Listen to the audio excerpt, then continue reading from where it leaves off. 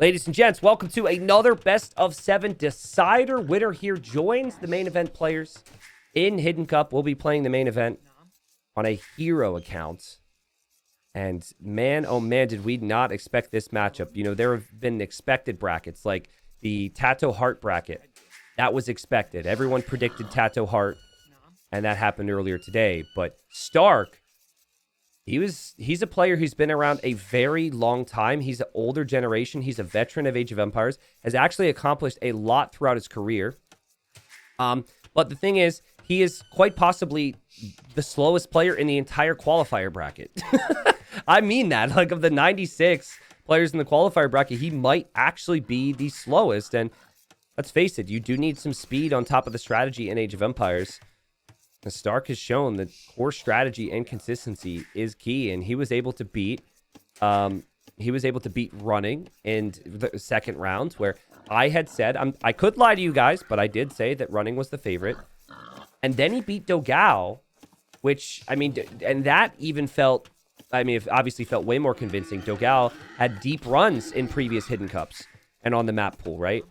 And Dogao is, at least by Brazilians, like Brazilians watching right now, like, who's the best Brazilian? Well, Miguel is in my chat just a moment ago and resubbed, so you got to be careful. He said hello beauty to me 4 minutes ago, so you might want to say Miguel. But I think a lot of people would say Dogao, and maybe now people should be saying St4rk, right? Over here on the other side, Barles, it was an expected run. Barles made it into Hidden Cup 4. Through a qualifier.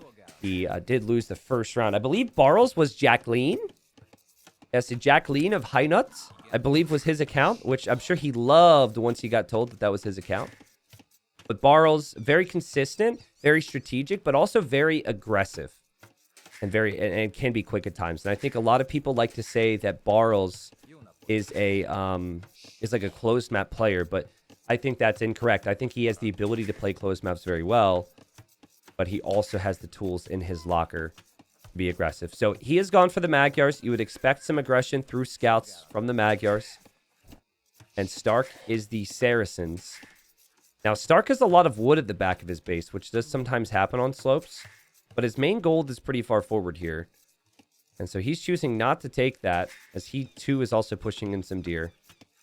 And he's going to be going for the gold in the back. So most likely an archer build. Saracens, they want to be on gold to buy and sell things from the market a bit earlier. There are some funky builds you can go for with Saracens and go like to gold and buy the food for scouts, but I don't think we'll see that here. But yeah, St4rk has been doubted before, and he has been the underdog before. And when I messaged him and said, dude, like, crazy play after his previous round against Dogao, he said, thanks, keep sending them.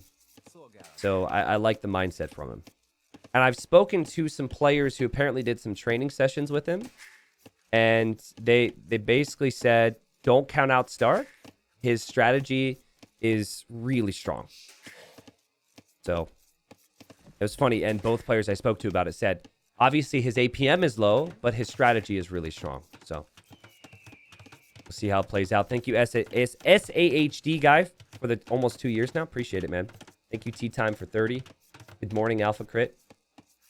T90, did you play against Barnes and St4rk? Barnes and St4rk. Why does that sound like a thrift store? Head over to Barnes and St4rk and get some stuff. Yeah, I played against both these guys. St4rk, I have had more success against, but I will be honest with you, and I hope this actually adds to the fascination with the player. He is quite possibly the most depressing player to lose to, because if you watch his stream, you realize how slow he is. And sorry to keep bringing it up here, St4rk, but you get it, dude. You're just not as quick as some of these people these days. And he gets the job done anyways, because he's so freaking fluid in his decisions. So what is this? What is this from St4rk? This is not something we've seen at all on slopes yet, as he wants to be incredibly safe, and he does not want to give the Magyars any possibility to get through. So he says, forget the full walls. I'm going to start this off with small walls. And here comes Barles, and Barles is going to be like, huh? And Barles may actually choose There's a chance there he could have run in there to try and steal the geese or something, but he didn't want to lose the scout HP. All right, so behind this, stable, no surprise. Here's st4rk scouting the base of Barles. And can st4rk get the job done today? He just passes the TC here. He's going to look to confirm what his opponent is doing. Neither player taking any risks here to take the resources on the sides. Can st4rk get the job done? Get 4 wins against Barles, who is the favorite. If he beat Dogao 3-2, I can believe in him here. And this is just a really safe and smart approach. Basically, it's like, yeah, you are investing into this, but it ensures that at the start, the Magyar player can't do anything to you, and then he slowly branches out with other walls. And Barles is looking for damage, and it's like, where are you supposed to go to do damage right now with the way st4rk has built up this base? It's very tricky. Yeah, no arena in the qualifiers. Why? Because John Slow has banned Arabia one too many times and whined to me about it. That was the core reason why I didn't add arena into the qualifiers. No, that's not true. The reason I don't have arena... He's in the chat. He says, you hate fun. No, that's not... Well, I mean, the fact that he's very, very whiny is true. No, the reasoning was... I felt like some of the other maps already have closed elements. And like Quarry, for example, has closed elements. Gold Rush has closed elements. So I thought it would be too closed of a map pool if we included that. Also, if you know me and Hidden Cup, I like to have unique maps that aren't seen in other events.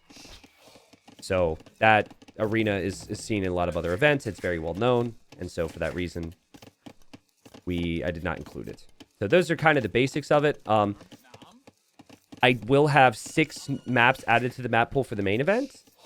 And there will be a map which is brand new, has never been seen before, and fits that category of closed.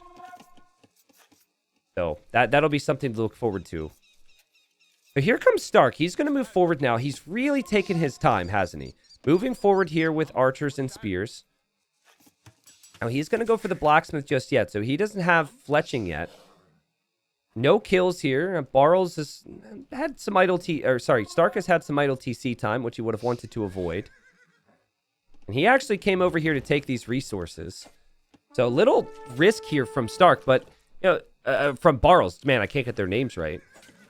But he probably felt like he could justify this because st4rk was never moving out. Skirmishers are here now. Still no fletching for st4rk. He really needs that. And st4rk is looking to be sneaky. And Barles is looking for him right now. And is like, where is he? I cannot find him. Oh, you've got to be kidding me. I think Barles thinks he went home. Because st4rk saw skirm. And a lot of players would go home against the skirms. But he's just sneaking around. Sneaking around. Shh. Don't say anything. Don't say anything. Look how sneaky. Back at home, he has archers still. He's adding farms now. And Barles is like, okay. All right, he went home then. I saw archers at home. And hopefully there's no hotkey issues here as we have a pause. But yeah, at the moment, Barles is just kind of staring at the front looking for that big group of archers. He doesn't see them. And st4rk with a real opportunity here. And just, it's very bold here, but that's the type of risk you want to take here, I think, if you're st4rk. I think if you think you're the much better player, you might just go home and conserve your archer mass, but that's the type of thing that st4rk is happy to do. st4rk says, damn, sorry, cat fight. Barles says, yes. st4rk says, sorry, 14. So I don't know what that means. He might have had his cats running across his keyboard, and now he runs directly into the base of Barles, and Barles has got to be like, are you kidding me here? The villager has gone down already. Both woodlines have to be abandoned, and st4rk is just in dreamland for a player who's opened archers and his opponent has gone skirms. I mean, dreamland would be killing a few more villagers. Barles has done a really nice job. But still, look at all the idle time. Look at all these villagers having to move off their resources. Fantastic finds there for st4rk. Now, only killed one villager in the end. does want that archer mass to be there for the long run. And Barles should be able to kill this now. But really impressive stuff. And here comes Stark again, actually. So he took a fight here, and Barles has to be careful. Defense here from Barles. There is a weak villager there. Stark might not realize that. And yeah, Barles should clear this. And now Barles has to just run away from this. But guys, Stark has been able to find control in this game.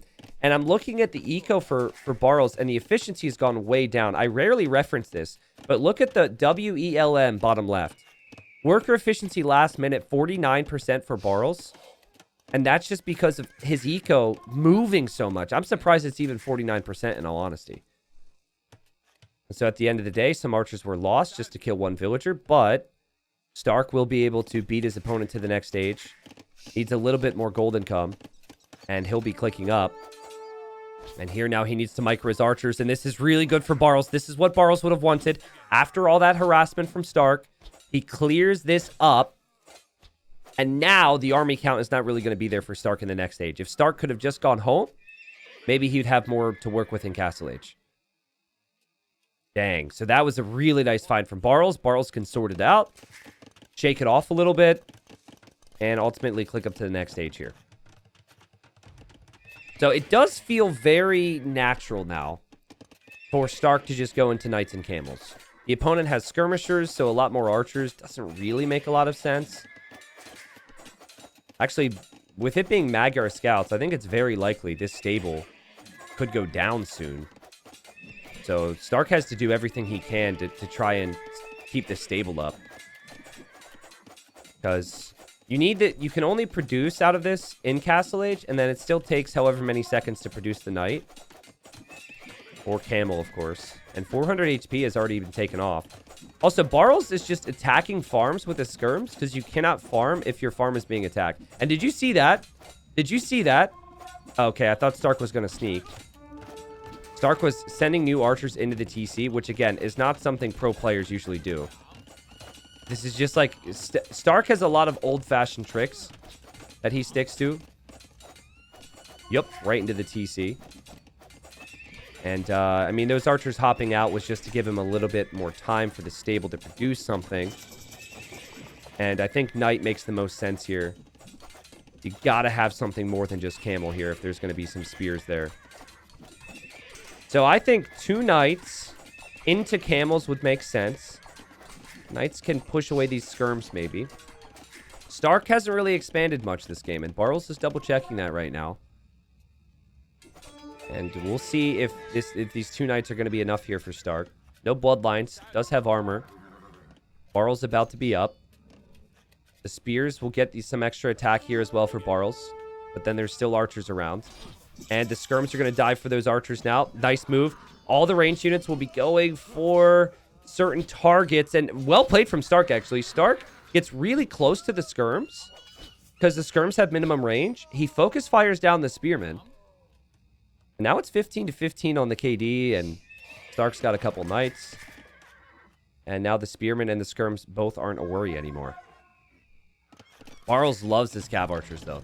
Just loves his cav archers. I remember in Titans League he played on a map called Spiral. And he would go scouts with Magyars into cav archers. One of the first players that really started to show me the strength of that on that map. Second town center for Barles. Maybe a little bit more desire to try and catch up economically after losing the Ville, but it does feel like the natural play would also be natural to expand to the sides. And so Stark is looking for that. But Barles is safe. Barles will rewall behind. He is also checking to see if Stark is going to expand to the sides, which is just so cool, man. It makes me so happy. It makes me so happy to see it. It's such a simple thing. I don't know how I get so bent out of shape about it, but I do. Archers are still at home. I probably would just move the archers forward at this point to get some value, but Stark figures I might go into Arbs at some point. Might as well keep these at home. Probably won't do too much on the front anyways. And Stark kind of controlling the game in some ways. Just because Barles is reacting to his movements here. And he does push away just some scouts here. And now he wants a TC on the front. And that is on the gold. Now, he researched the gold shaft mining upgrade. So he's really hoping to get lots of gold income here and utilize the market with the Saracens. Just nonstop, he's been using the market. That TC is really important. And it's starting to get tricky now because Barles has quite a few cav archers. So you really are going to need to have +2 armor on these camels. Oh, God, the camels are feasting. They didn't get a kill, but they did weaken a lot of these cav archers. It's worth reminding everyone, Saracen camels have 145 HP in the castle age. The devs recently removed zealotry. Rip to zealotry. I actually really like that tech. And they just gave the camels for the Saracens that HP in the castle age, which was surprising to me. I think that is... Personally, I think that's too strong for a castle age camel, but it's very, very good for st4rk in this instance, my opinions aside. And it's interesting. st4rk saved the archers. He's now going to get Bodkin. He's going to try camel crossbow. Look at this. 3 ranges now. 2 TCs right here for Barles. So a lot of people want to see the APM. I'm curious if it even shows. Yeah, see, I mean, the APM thing is maybe overblown.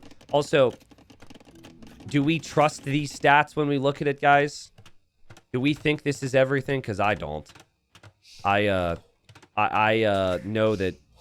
I mean, I casted Loey the Legends game a couple months ago. I still remember where someone peaked at 400 APM, and the guy never went over 40 villagers. So I'm not really sure how that is tracked, but in some ways, it can be a little deceiving.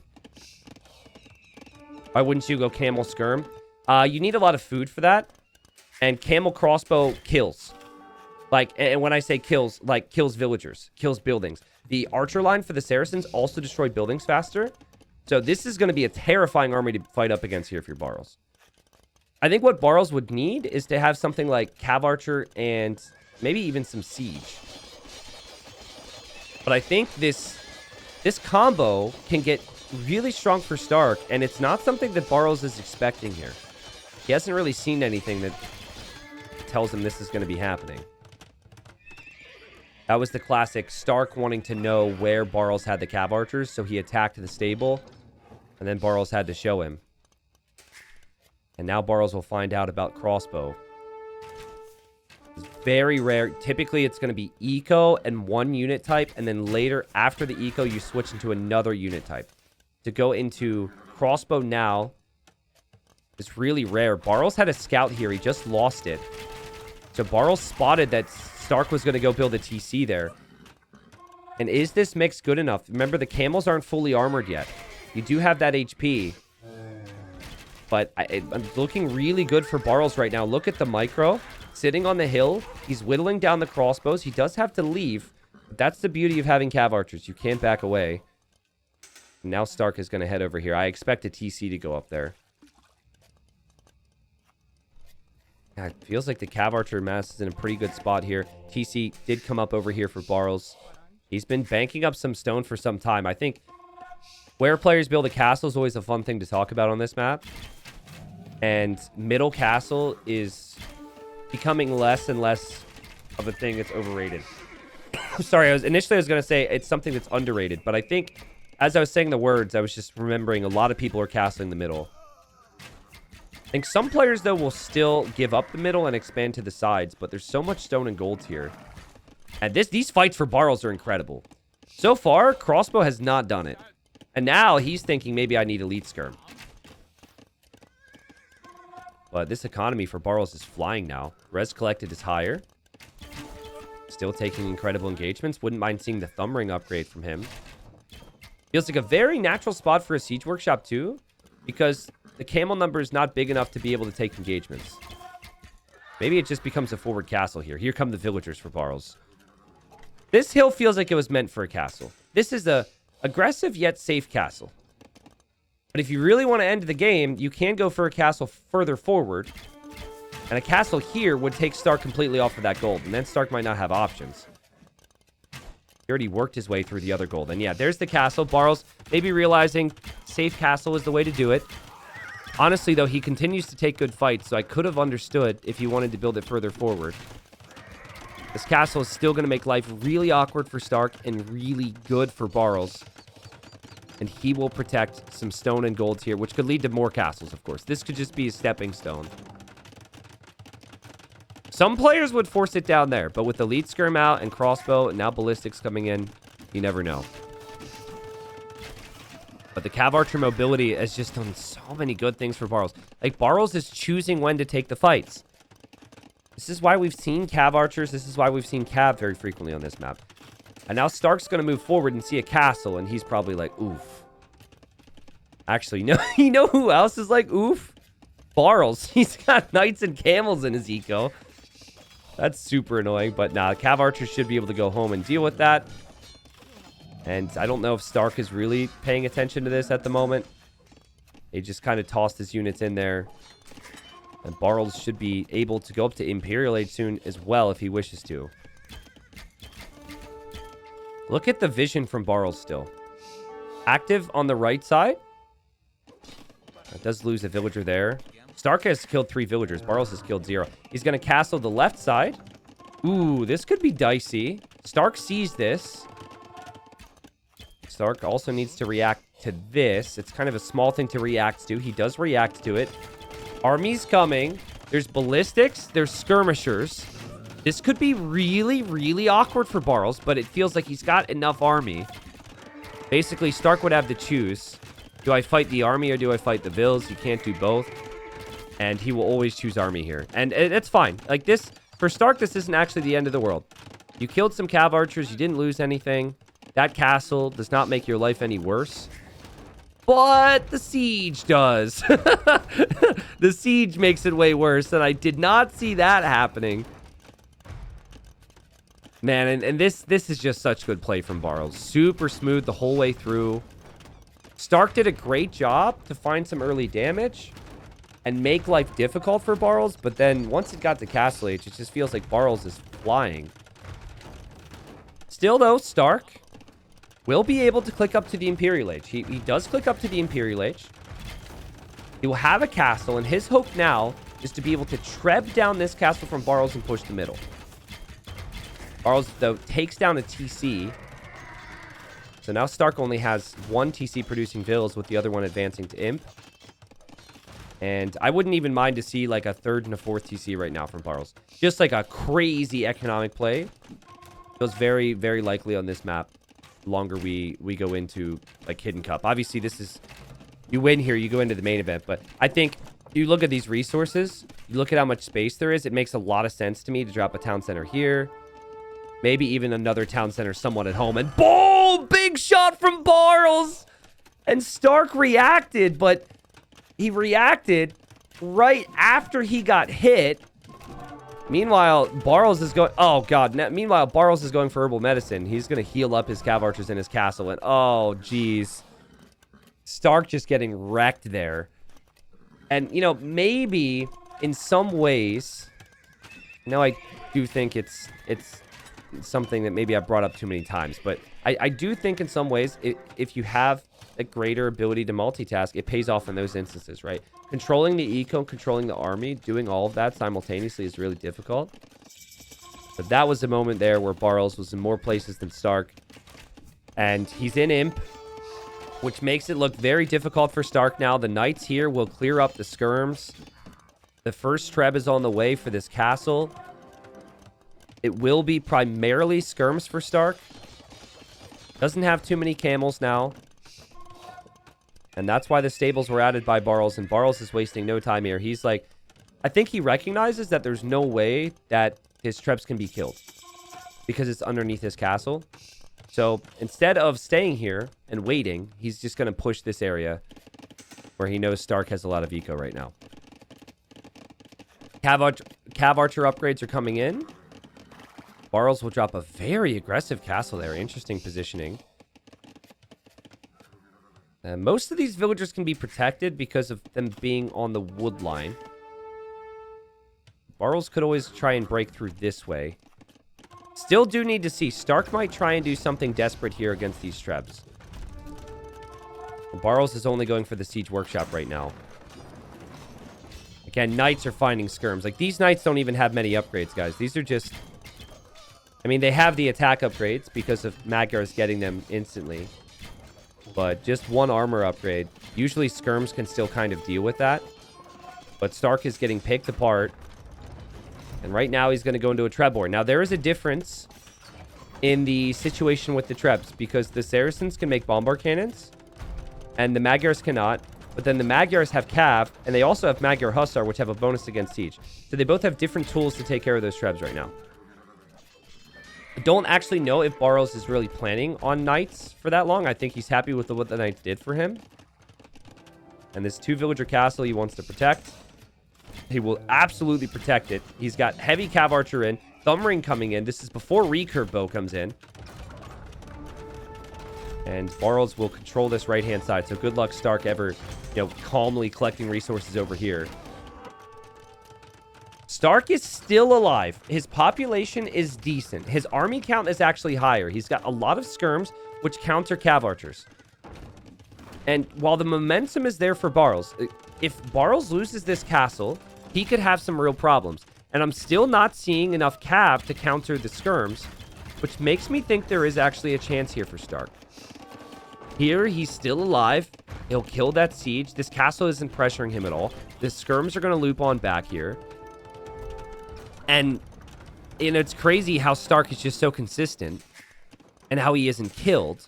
Stark has a population lead, and he could maybe start to take some really good engagements here. Barles is going to use this castle now to start to trap down this TC. This could be brutal for Stark. Honestly, it wouldn't surprise me if Stark just built another TC behind it just to buy himself some time. Barles is trying to buy himself some time as he's getting the Hussar upgrade and starting to mass. So, yeah, some upgrades on the way, which he didn't have before. The Stark skirms are now headed this way. God, skirms feel so slow right now. Oh, no. Oh, no. This is so good from Barles. I love it. He knows there's pressure coming, too, because he can see it with the outpost. So he knows he's got to do a little bit of a drive-by here. Kill as many villagers as possible, and then just get out of here and back to his castle. Beautiful play. Kills quite a few villagers there. Has a massive villager lead now. And wait for it. Wait for it. Cav Archers out of the castle. Snipe the bombard cannon. That's intentional. Back into the castle they'll go. And now the army for Stark is kind of out of position. And the Hussars could swoop in to take the Trebs. Barles could keep this castle up. He can actually hold this position. And Stark is still trying to deal with all of this as the Hussars loop into the front. That is beautiful play from Barles. And while it looked like Stark maybe had a chance, I think it was all just a matter of time until Barles was able to get this composition. Heavy Cav Archer, Hussar. On paper, Saracens have like the camels here with the skirms, and that army composition can also be good. But the Vil count's not there. The eco's not there. Barles is 50 on food right now, and the GG is called. You see Stark was paying attention to that, but just going to lose the middle. Had Hussars in the back of his base. Barles was even making a stable here. And Barles, who is the favorite in this series, takes the first game. But, there's something about how long it took Barles to finish off Stark when Barles is such a killer that makes me think we're in for an interesting series here. Stark was down 2-1 against Dogao, came back to win 3-2. He just stays in these games. He's got some sneaky aspects to his play. The sneaky archers that could have maybe done more. Maybe if it killed more than one villager. I thought it was going to kill like 5 or 6. Maybe in instances like that, things could change. Barles takes the first win, though. Really, really good play from Barles. Not much more I can say. The fights were great for him in Castle. I think that the camel crossbow move from Stark, I can see why it had potential because I was explaining how good it can be. I do think in Castle Age, camel crossbow can be insane, but he wasn't able to max out on both things because it's 2 different unit types and is really expensive. Eventually just fell behind economically, and, well, the economy took Barles to Imp, and I really like the castle position from Barles, too. That was really smart. Again, a lot of players on this map, they're going to castle here when they have a lead to protect that eco. But the stone and golds through the middle is arguably more important than that. So, good stuff. Hopefully it's a long series. And here we are. So, game 2 And the way we described Stark was a little bit slower and a little bit more strategic, right? So this map, someone had asked in the previous game, like T90, why no arena, right? This map is a closed map, right? But there's a lot of things that can happen before you close it up. Obviously, the wall potential is very much there. Stark could do that right now. But Bengali's Malay. So Malay were winning here nonstop in the first couple rounds of the qualifiers.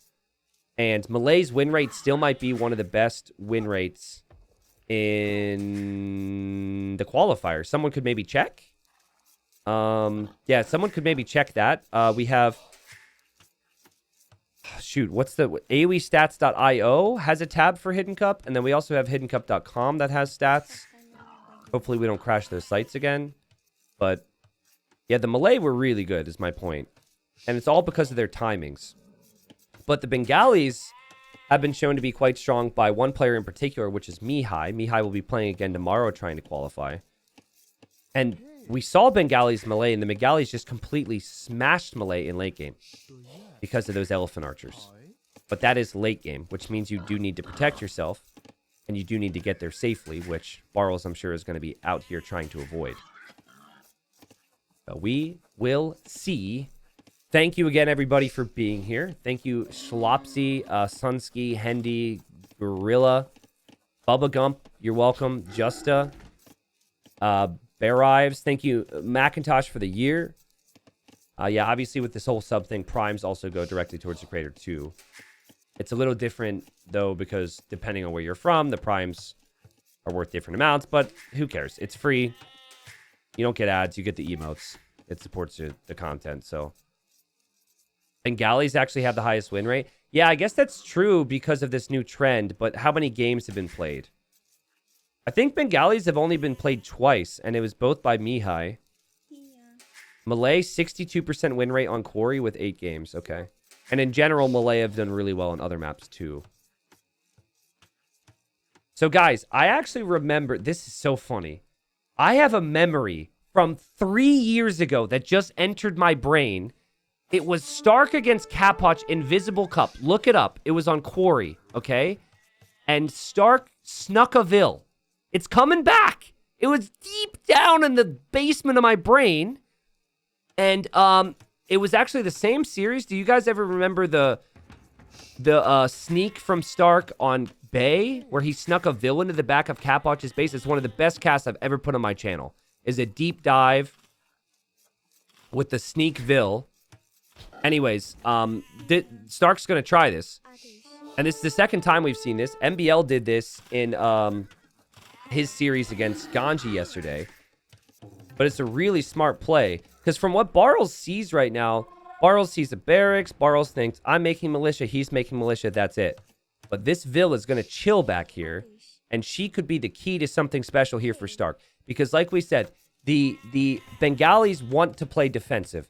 They want to take it to late game. That is all that Barles is likely going to assume. Now, this makes killing the scout all the more valuable right now if you're Stark. If you can get a kill on that, that'd be wonderful. He gets a kill on the militia. His scout is weaker, though. He is ensuring that no damage is going to be done. Now, we have a Vil from Barles. This could be interesting. And I think Barles realized himself, I'm going to be spotted, so he doesn't continue to run through. Meanwhile, in the back of Barles' eco, we've got a villager building an aggressive house. All right. So Barles will think, the good news for me is he invested into these militia. These militia are stuck. These militia can't go anywhere. These militia are going to run into walls at my base. But dude, guys, I'm so excited. I'm so excited. This is amazing. And it's so good. Like, guys, I even need to go back to show it. I gotta wait. I feel like I should wait till this militia dies. But Stark saw Barles pushing in the deer and snuck around there. Like, he knew that the scout was there and he dodged it. It's going to be interesting because Barles has his scout in here now. He can never get back home. Look at his base. Now, if he sees villagers on gold and he sees a build order that is normally designed around archers, there might be some outposting from Barles. This really comes down to, does Barles see and sense the right things here? But yeah, you need to do something with this villager. You might as well build houses. But she is definitely going to build an archer range. This militia still. Actually, in this situation, guys, don't chase with 3. This is actually really bad. You only need 1 to win the fight. So pull these 2 into the middle and maybe attack something. But also, sometimes the units will block each other, which you don't want.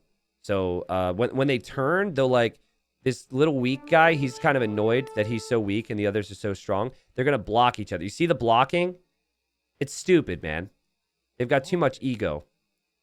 But it actually wasn't too bad. I think I'm making a mountain out of a molehill. And,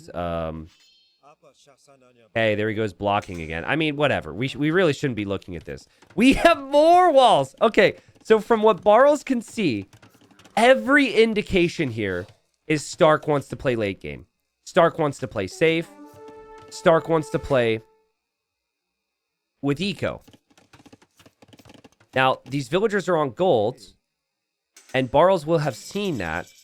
I just wonder at what point you see double walls. He likely will not see an archer range here. Will Barles recognize that gold, double walls here means no army at home and army forward?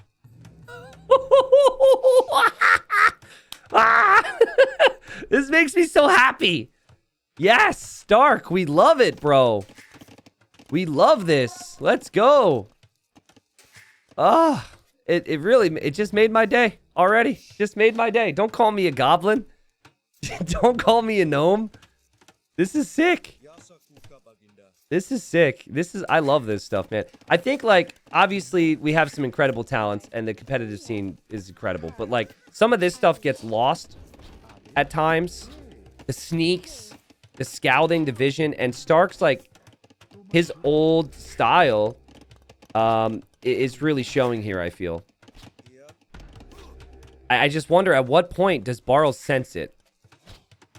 He clearly doesn't. Like, I don't think that he senses this at all. He thinks this is just eco from St4rk. Actually, what you would look for here is if you don't see like 8 to 10 farms here, that's when you should sense archer ranges. But nope, he's just going to stop making army. He sees stone walls from St4rk. He sees a tower from St4rk. And meanwhile, St4rk is massing archers here. And Barles is going to try and go Castle Age to rush everything down. And guys, what do you do when you want to rush Castle Age and go all in? Oh, he's actually getting Town Watch. That's interesting. That might tell us he has a suspicion. Yeah, if you want to go up to Castle Age quickly, you sell your stone. And then you don't have the stone for a tower. Wait, is he going to outpost? Where is he? Oh, okay. He's suspicious. I think he might have seen there weren't many farms here. So he's outposting here out of suspicion. And oh, Town Watch actually pays off. Town Watch actually pays off big. Look at that. If he didn't get Town Watch, you would have never seen that. And St4rk's like, surprise, buddy. I'm not booming. I'm in your base. And Vil goes down. Next Vil will go down. Meanwhile, St4rk is living the dream behind this with crazy eco. And he's untouched. Except for some random militia. Barles actually loses his scout. And St4rk has taken Barles off of every single important resource except a few farms. Look at this evacuation now from Barles. That's game changing. And that's just a sick strategy. And it started from the beginning. And this is why St4rk is here. This is why he's got a chance today. He's going to make a stable now. And we'll have more archers. He's just going to stay in feudal because he knows now his opponent will go skirms. Look at this. Look where Barles is chopping wood. Barles is in the middle of the map chopping wood right now. Holy crap, man. That villager's changed everything. And maybe this becomes more meta, honestly. Because both times I've seen the sneak Vil, it has worked out well. Don't want to speak too soon here, of course. But Barles, he must feel very helpless at the moment. And the thing is, you're just thinking, well, if I get skirms with armor, I'm okay. in a normal game, like an Arabia game, you're going to be up against scouts next. But this is not something Barles is expecting. And, well, there's the scout, and now he's going to know, and now he's probably like, shoot. I can't make archers because I'm off of gold, and I need spearmen now. And, I mean, he's just completely surrounded. This is awful. Now, we'll see how Barles can micro this. If he's able to micro this well enough, he can still kill all the archers. We'll see how St4rk can micro this. St4rk kills villager number 4. But this strategy has worked perfectly for St4rk, and it all started back when he passed the scout from Barles pushing deer. I'm going to go back and show you that. We did have it on screen, but I don't think you fully appreciate it yet, guys. And you will appreciate it, trust me. This is sick. And at this point, you might not win the game in feudal, but I think you've done enough to take a very big lead to the later stages. Barles just has to think, I'm melee, and I have a lot that can help me recover from bad situations with the faster uptimes. So, you know, he has to hope that St4rk takes some poor engagements, and that he can clear this. And maybe then he can recover. I mean, he's got gold in the middle, so there is that, right? That's something he didn't think of till now. There's hunt in the middle. There's wood here. And he also does have the spears. Now, again, St4rk, the micro's not normally as good as maybe some of the other players out there. So there is a chance that maybe you could take a better fight. That's not a bad fight for Barles. St4rk just going to simplify his game here. Focus on one group of each unit type. Resources collected, obviously higher for St4rk. St4rk still has this villager here. She's the key to it all. And more range units coming forward now from St4rk. Score says this game is quite close. St4rk, as he's microing, has had quite a bit of TC idle time. It's a very good point. Look at that farm eco, though. That is so good. 20 farms. He'll drop the market. He'll probably be able to click up. But his scouts go down. Again, it's the unit control. So for St4rk in this series, it is the amount of units, it is the timing of the units, it is the overall strategy. For Barles, obviously those things matter a lot as well, but he is the player who's going to be known for having the better unit control and the multitasking. And so, you know, the unfortunate thing for St4rk is occasionally you see instances where it's like very much clear that there's a bit of a difference when it comes to the unit control. Lost all of his scouts. Lost quite a few archers. But he is on the way to Castle Age. His villager's still going to be alive. She's actually standing right there. That's not what I would do with my forward villager. There goes Barles on the way up as well. In the middle, militia have come. Militia have killed a villager.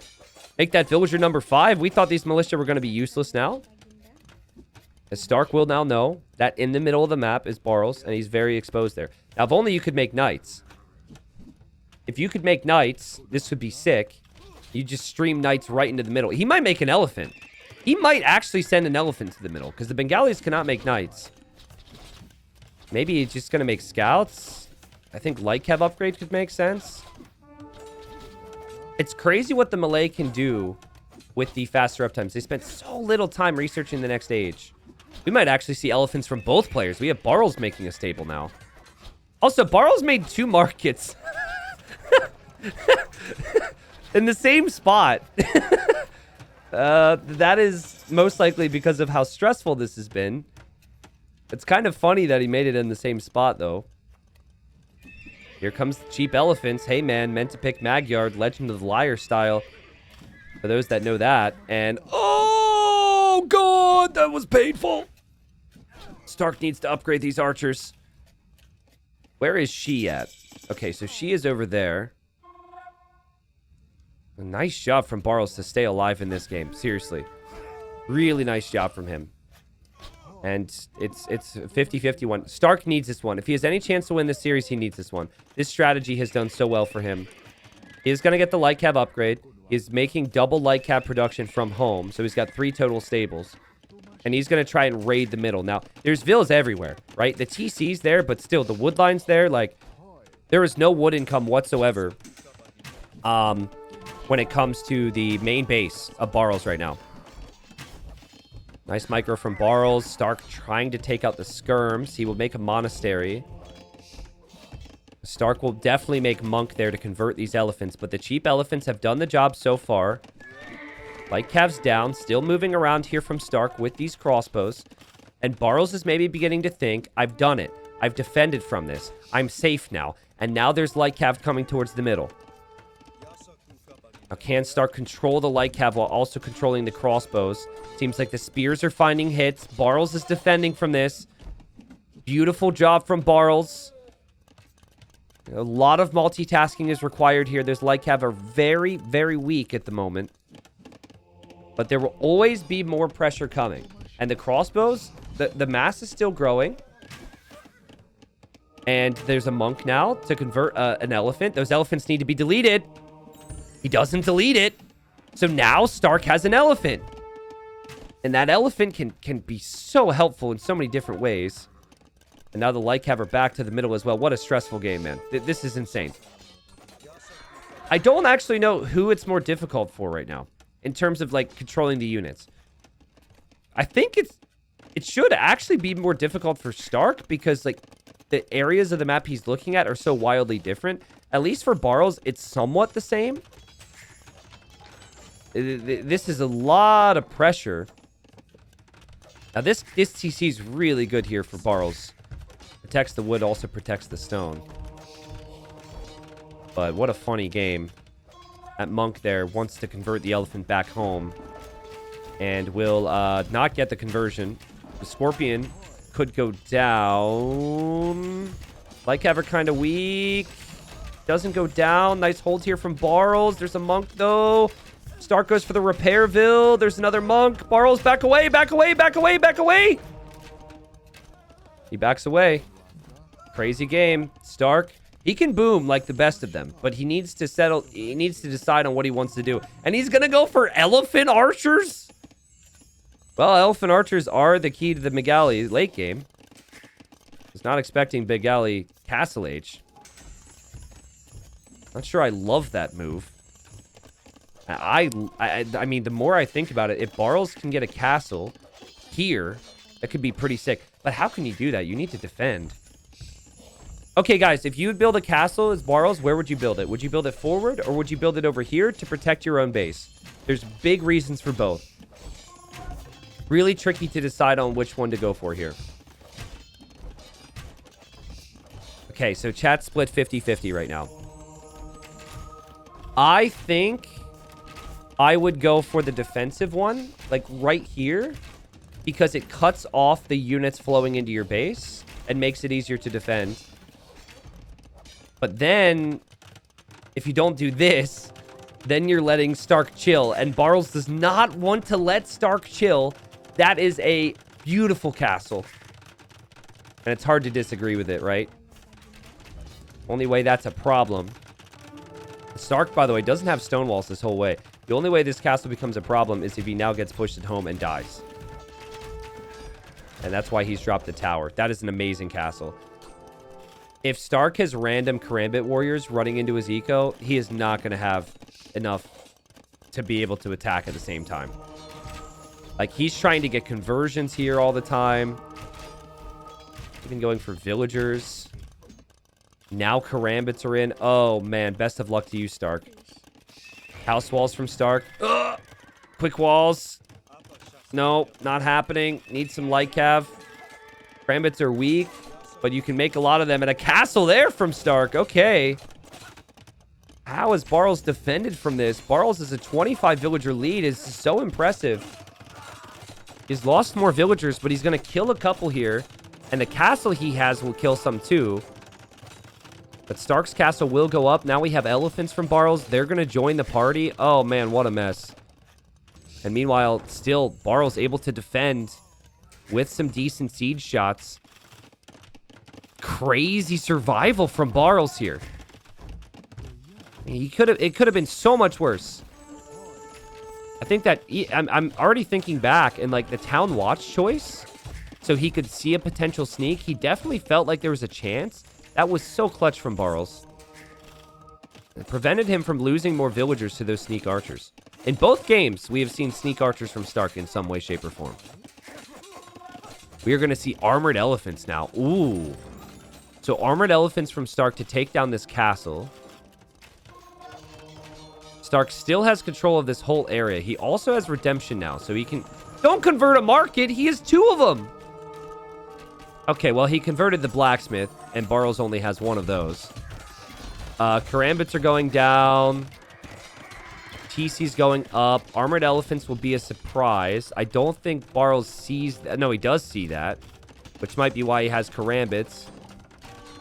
And in a crazy, messy game, we have a very defensive castle from Barles who's very paranoid here.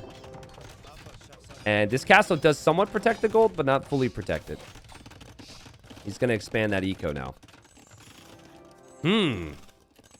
Okay. Did the villager die, by the way?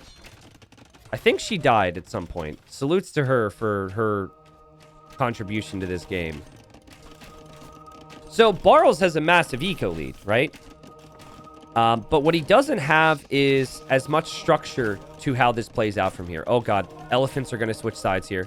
Maybe. Lycav are going to try and change that. The elephants are escaping. Lycav kills some monks. Elephants are still on the move. Actually, not a bad fight at all for st4rk. Look how many monks he killed. Look how many Karambits died. It could have been worse, is my point. I think we'll still lose the fight. And now the armored elephants are coming. And the elephants that st4rk converted. And what is this game? Ugh. There's no more Karambit warriors. Here comes st4rk. st4rk still has buildings in the enemy base. If he takes this castle out, he could build another one of his own and take the entirety of the middle. And I think right now it is looking a little awkward right now for Barles to defend this. Now he's got these mangonel to hit the elephants. But the, oh boy. Well, the Ratha, they have a melee mode, which st4rk isn't using. And they should be able to act like a knight and take that out. Yes. Wow. Desperation time for Barles, actually. And st4rk is on 3 TCs at home, 4 TCs at home. And Barles is about to lose his castle. Ratha need to switch again. This is huge. You need to switch here. You need to go in there, st4rk. It might not end up mattering, actually. I think the castle goes down anyways. It is going to go down. What a game. What a beautiful, messy, crazy, strategic, mind-blowing game. I don't know how much strategy matters at this point. But now, Barles doesn't have a castle. And he has to drop one behind this. Oh, man. Now, the elephants, I actually think that having armored elephants is a weakness. Because it costs food and gold for this. Whereas going for rams is just wood and gold, which means you can save the food for techs and like Imperial Age. st4rk isn't giving up on this, by the way. He's still out here. He's still being a pest. And he will still hold some level of presence here. In fact, I could see st4rk converting a villager at some point and building up more things. Yeah, he's going to maybe lose these elephants because he's distracted. And there goes Barles now on the way to Imp. Impressive stuff from him. And so he will hope to treb this down. And yeah, Monk's still running around. We'll see. That Monk dies. Okay. Market is the only thing that st4rk has left there. We now have monks as the plan for Barles, I assume, because he's dropping monasteries. But my goodness. Deville lives. She's behind a house. Wait, what? Oh! She's still alive! How? No, don't kill her. Don't kill her. Don't kill her. Don't kill her. Don't kill her. And if st4rk might realize that in a second. Oh, Siege gets converted. So now she has a friend. Monks are converting Siege here. The Rams continue in. This is so funny. Guys, Barles has no army. In case you haven't realized, he's going to be Imp with no army. And these Ratha might be able to make it into his base. The monks from Barles will hope to convert some Ratha. Elephants are just hammering away on the gate. No!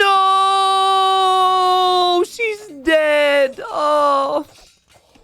She was innocent. Devotion now for st4rk, as he will know his opponent will probably go for trebs. What does he do? He makes more elephant archers here. Yo, he's sitting on the gold. He actually killed some vills there. This is wonderfully chaotic. This is hilarious.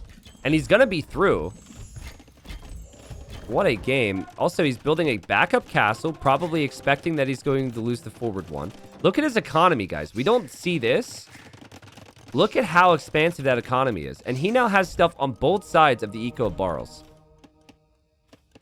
Look how many karambits he's converted here. st4rk refuses to quit. What a game.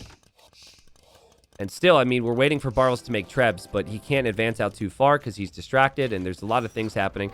Oh, God, the monks, the monks, the monks, the monks, the monks, the monks, the monks, the elephants on the monks? How does that even go? Well, apparently they're horrible against monks. How is that old man surviving so many hits from a freaking elephant? That doesn't make any sense, game. But, okay, apparently they can just flop their book open a couple times and just repel the attacks.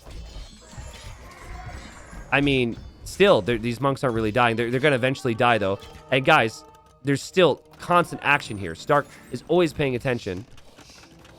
And he's on his way to the Imperial Age. st4rk will get 2 villagers from each town center when he makes it to the Imperial Age, which will skyrocket him to a ridiculous vill count. He will have a castle. Granted, he's going to lose one most likely, but he will still have a castle. What he could actually do, if he wanted to still build up stuff over here, is he could make a lumber camp here. I don't know why, players don't do that more. You can just chop right through. I think players just get tunnel visioned and forget about that. But yeah, there goes a random armored elephant in. And I mean, what a game. But what a great job from Barles to stay alive against all this chaos. I mean, great job from st4rk to create the chaos.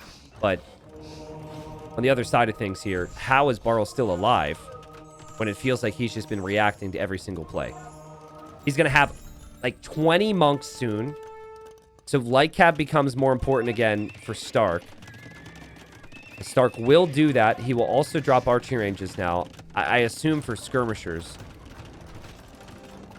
And a very forward castle now from Barles to, as he's finally cleared up most of the raids to try and force the issue here. And st4rk knows he'll lose the TC, so he just builds a mill here, so his farms will have somewhere to drop off the food, which is hilarious. And he knows he probably can't deny this castle, but he could kill a couple monks, and so he'll do that. And he makes it to Imp, and now the vill count's even, and now he can make trebs. Actually is pop capped right now. He's starting to get his houses converted. Or he's lost some to the trebs. I mean, he just got a bunch of vills, right? So getting those vills actually meant he's now pop capped, which means he can't make the treb, which is a really big deal. Also, his blacksmith is here. So if he gets upgrades, he's going to be upgrading that on the other side of the map. He really needs a new one. This is really difficult for st4rk now. We saw Barles put out the fires and settle it down. I don't know if st4rk can do that. Also, what the... st4rk converted a vill and walled this stuff in. So that's smart. Push could still continue. That's a lot of karambits, man. The melee are just so strong. It's just like they've got so many bonuses. And I think the free armor upgrades just means the karambit play is so much stronger. They already produce so fast. And we are about to have 5 trebuchets here for Barles. Stacked up, going after st4rk. And st4rk might just not have the time to defend this.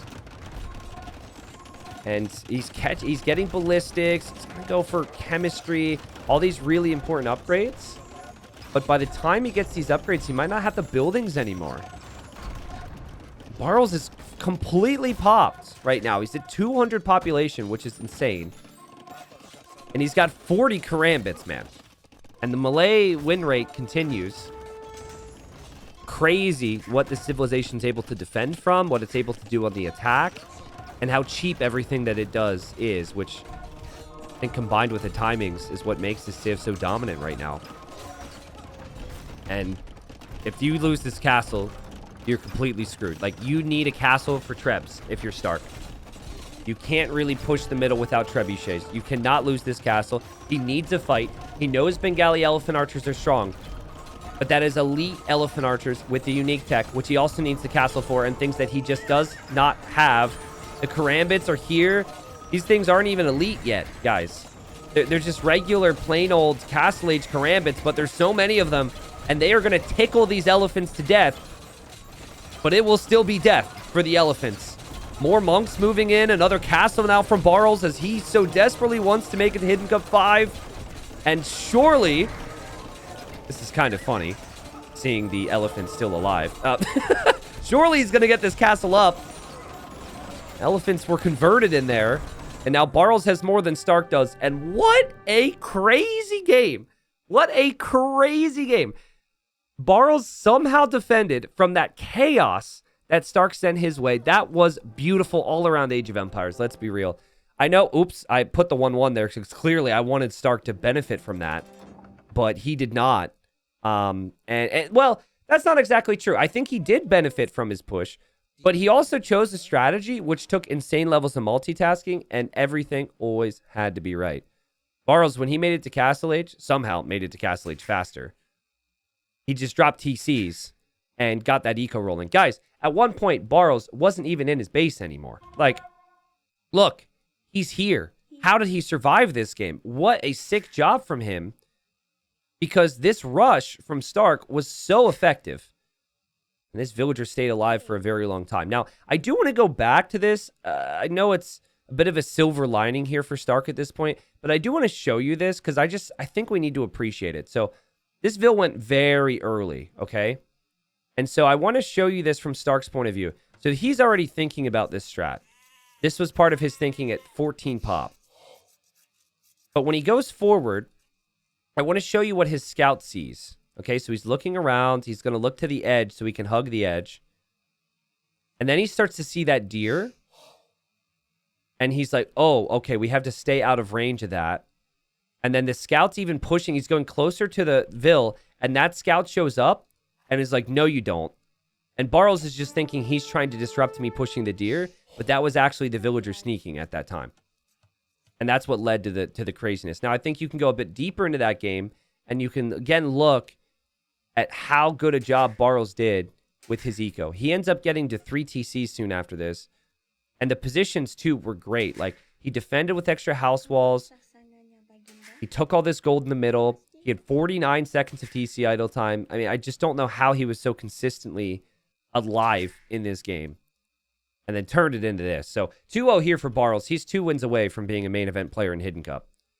st4rk, though, super fun to watch, dude. I hope we have more games like that. And I could tell you, Islands is out there for st4rk. st4rk is a really good Islands player. Islands, you are inherently in the dark a bit more. Because you don't have a scout like you do on other maps. So I think we could maybe see some shenanigans there. All right, so we've got good old Islands here. Now, what I was just saying was, Islands is a map which suits st4rk's skill set. It's, first off, we rarely have any straight-up water maps anymore. Islands is a classic map that used to be seen in every single tournament. I don't know how long you've been watching, viewers, but it was common to have, like, Arabia, maybe Islands, maybe, like, Mediterranean, maybe, you know, just more classic maps in the past. st4rk has played Islands 1,000,001 times. It's just he hasn't played most of those games over the last 3 years. So I've been happy to see Islands back in the pool. I think the games have brought us a lot of variety. The one thing we maybe haven't had as much variety with is maybe just the civs, because like 6 or 7 civs seem to be very strong there, and players have drafted around them. But the alternative is we see more civs, but then the games kind of suck because they don't have a lot of bonuses for them. So I actually am really happy with the rotation that we have here. And Dravidians, last Hidden Cup, we're not around, and one of a few civilizations that can really take it to the Vikings here. So, okay, the last 2 times I saw Vikings, it was back dock, fast castle, longboats. And both times the Vikings won. But they were very different games. And I felt like the MBL game, I'm not sure how he did it. And it was actually the same matchup, Ganji against, it was Ganji against MBL. So my thinking is Vikings would like to go fast castle, which means you need to pressure them.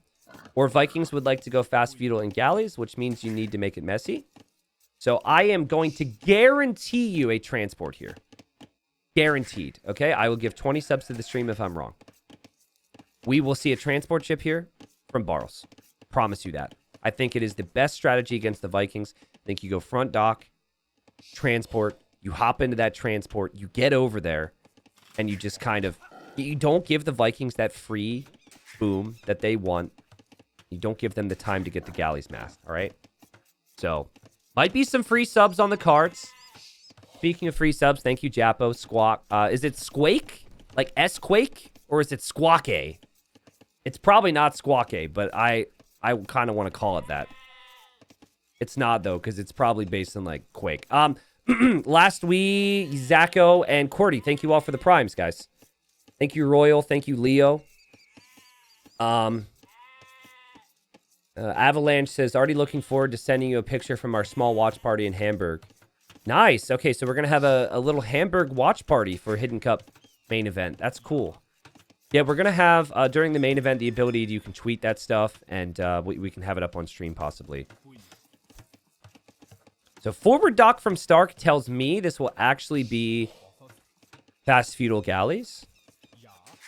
And as a player, you don't really know what your opponent is going to do based on scouting, because you would have to scout with a fishing ship, which most players don't do. Again, back in the day, that happened a bit more commonly.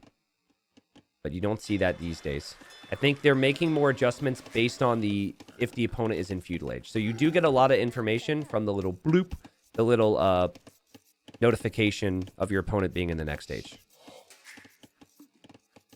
Could be wrong, of course. Stark could try and go fast castle, and maybe, he will surprise me here, but I'm waiting for the transport.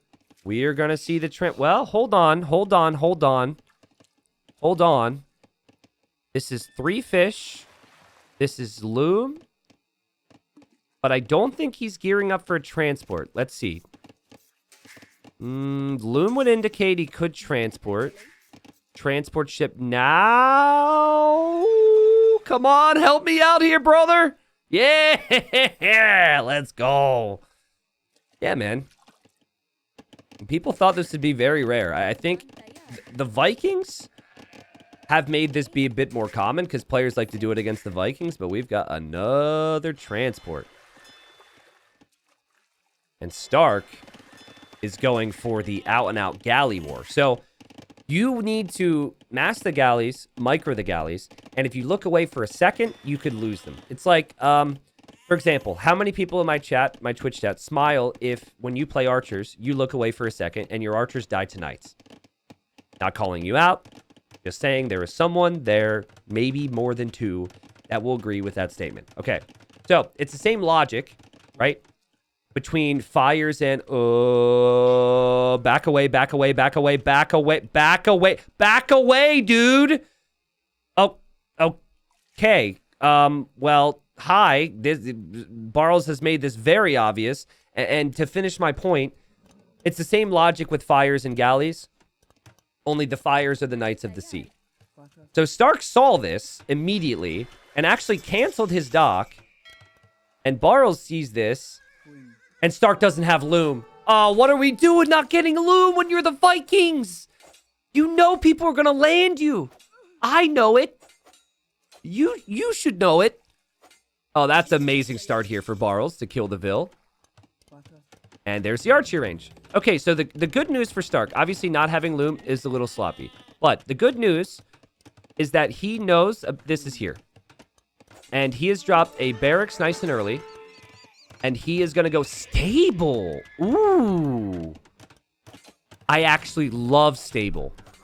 Because the barracks is at home here with this build. And Stark knows there can't be spearmen. And so a lot of players are going to go like skirms or archers. Wow, that's just smart. Also, speaking of smart, Barles just goes whoop right back into the transport ship. But yeah, early archers might pop out. They could get sniped. Now, fire galleys. This is now the downside of going for 1 dock because you need more galleys than fire galleys. And Barles has also mixed in some water control. See how stressful this is? This is not what the Viking player wants. And archers will chase down this villager. Stark will not want to reveal his scouts too early because you get like 2 or 3 scouts here. You can kill all the archers. You can kill the vills. Now he shows the scout. Now, if this is a different map, then the archer player just adds spears and it gets more complicated. But I actually really like that decision from Stark. And he lost some of his fish. He's going to go out and try and find the fish from Barles. His fish are just off, just chilling for now, taking a break. So Stark has to look and see where his opponent is docked now. And unfortunately for him, he is assuming that the transport player has fished the back, which is very common. Normally, the transport player will have the fish on the back, but here that's not the case. And so those fishing ships could have been sniped, but Stark in the dark is not going to find any fish back here, which gives Barles a big, big advantage with the food income. This villager from Barles has been walled in and is protected for the most part. And Barles also is building dock number 2. And he's adding more fish right now, which is actually very risky. He brought this villager home, so she lives to tell the tale. Very risky to add more fish. This could actually end up hurting him. He queued up 4 fishing ships in 1 dock. But they're very distracted right now. Stark's down 2 games. His strategy was so fun in the previous game. It was so close. But Barles just held on. Obviously, it's already going to be bad if you know, being down 2 games. But you've got to win this one, right? Tower goes up for Stark. Well, will it? We'll see. He hops out with his army so he can get this up because he doesn't have fletching yet. It's a really bad fight for Stark, I think.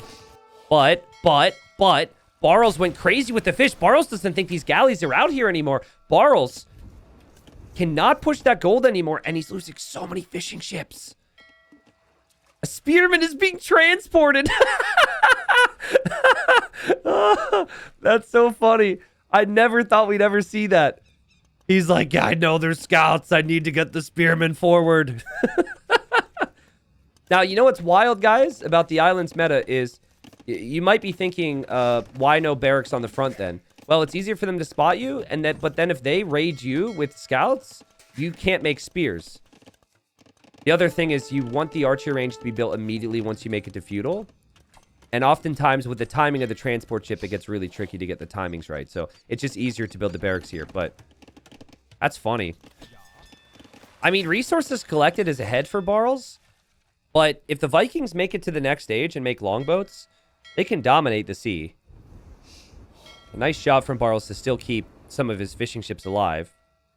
But he only has 5 of them, and it could have been much worse. Transport ship, micro is on point here for Barles. Fire ship going to block. These archers have not broken Stark. Stark will send the skirmishers over. Archer range is still here. The villager is also still here for Barles. And a random fishing ship from Stark, which wasn't even fishing, was just spotted by that fire. So that will go down. But galleys could still swoop back in. And if you're just focusing down the fish here, I think this could be pretty good for you if you're Stark. Because you're ultimately going to want longboats anyways. And Stark is making his own transport ship. Yo, guys. Guys. Come on. Complain about islands again. Come on, man. Yeah, I feel so vindicated. These games have been so good. Give me the archers from the tower, Stark. Come on. You know they're there. That's why the transport is here. And bring a villager. Bring a villager. Be fast. Be fast, Stark. Be quick, please. Okay, well, I'm still waiting. Sorry. Okay. So I think 4 archers and a vill would actually be maybe better than 5 archers. Because you need a chance to build something over there. But okay, here he goes. He has no navy. Barles misses that. Barles is patrolling the seas. There goes Stark. Into the darkness he goes. He did check this area with his galleys. And he is most likely going to make it to Barles' island, where Barles has very little vision. But if the archers hop out here and attack the house right away, that'd be so unfortunate. Oh, come on. Oh, come on. The AoE gods hate him. The AoE gods hate him. That sucks. Instantly, Barles gets the attack notification. It's the only house on the whole freaking shoreline. And poor Stark notifies his opponent that he's here. And Barles can react to it now. We've got a TC and a TC and some quick walling. You might need some siege too, but I feel so bad for Stark. That is so unbelievably unfortunate. There is also a hole here. So can you imagine, like, he could have ran right in, killed some vills, been back to business. Dang. And now he, you know, this is smart from Barles. Barles has placed a TC on wood, stone, wood, gold, and is pretty much protected from this. And now he has the upgraded ships.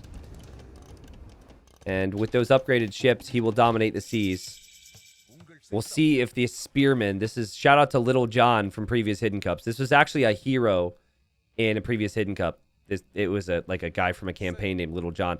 Little John will see if he could scout this. And, oh, Little John scouts it. I mean, on some level, obviously we got to give Barles credit for the house and the spearmen there. He must be looking around. But it does feel like certain things have just gone right for Barles here. And, oh, he's going to find some kills because of that. And now his fire ships can come directly over here. Don't know if he'll kill that last villager. It's pretty speedy with the Vikings, but Stark is probably distracted with the archers. And, well, villager does not go down. Siege from Barles could come out of this siege workshop to pressure that gold. It's a really awkward feeling right now if you're Stark. Now, some players will actually build houses along the shoreline as a tactic to distract the enemy ships. Wow, sick from Barles to notice this. He preemptively built the palisades, but he sensed that this villager could be picked off, and so he's gone for the monastery there. Stark did kill a vild here. Barles was very greedy not to add any siege here, but I think he knew it was only going to be the archers. Imagine if it was 4 archers and a villager, and the villager could build something here. But yeah, 1 scorpion should be good enough to deal with this, and then that landing is pretty much useless. Villager here is going to get picked off by the ranged units Stark has. Stark now has longboats. But there are a lot of fire galleys out there for Barles. So Stark's micro needs to be on point. And he is just on 1 TC. So Barles is growing and growing with the villager lead here behind this. Barles with 61 villagers. Stark has 41. And Barles wants to be in that main event of Hidden Cup 5.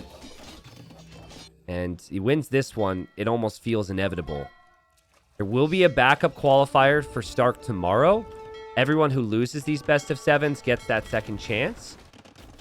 So this won't be the end of Stark if he loses this series. But right now, man, the consistency from Barles.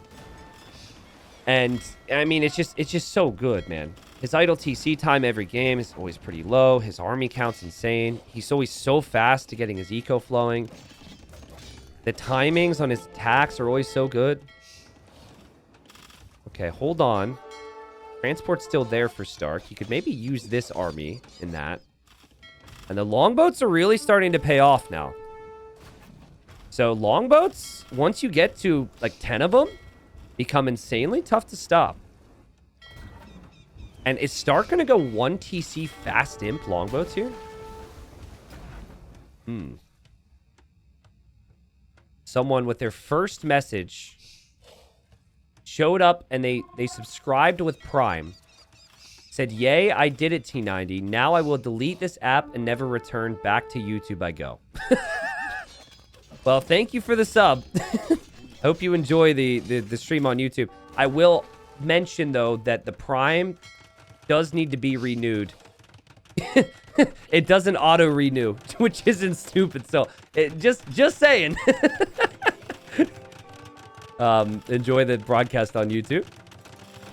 Thanks for the message here on Twitch. Castle's going to go up for Barles. And Barles just knows how devastating these longboats can be to the shoreline. So he's dropped the castle here to protect his docks. But You know, his forwards aren't accomplishing too much. It does look like he did kill the monk there, which is probably annoying for Stark. Stark is shredding this dock. Man, I didn't... Did they change something with longboats where they destroy buildings faster? I know they were always strong in the past. We just never see longboats these days. Like, the docks are going down insanely fast. TCs, too. It feels like it's like, abnormal. I guess Navy in general always does a pretty good job at destroying buildings, but... longboats... Whoa, I'm sorry about that. Into the party! Misclicked something on my keyboard. These longboats are looking insanely strong, and Stark probably thinks my only way back... I'm behind an eco. Remember, his archer saw the 3 TCs, so he knows I'm going to be way behind economically.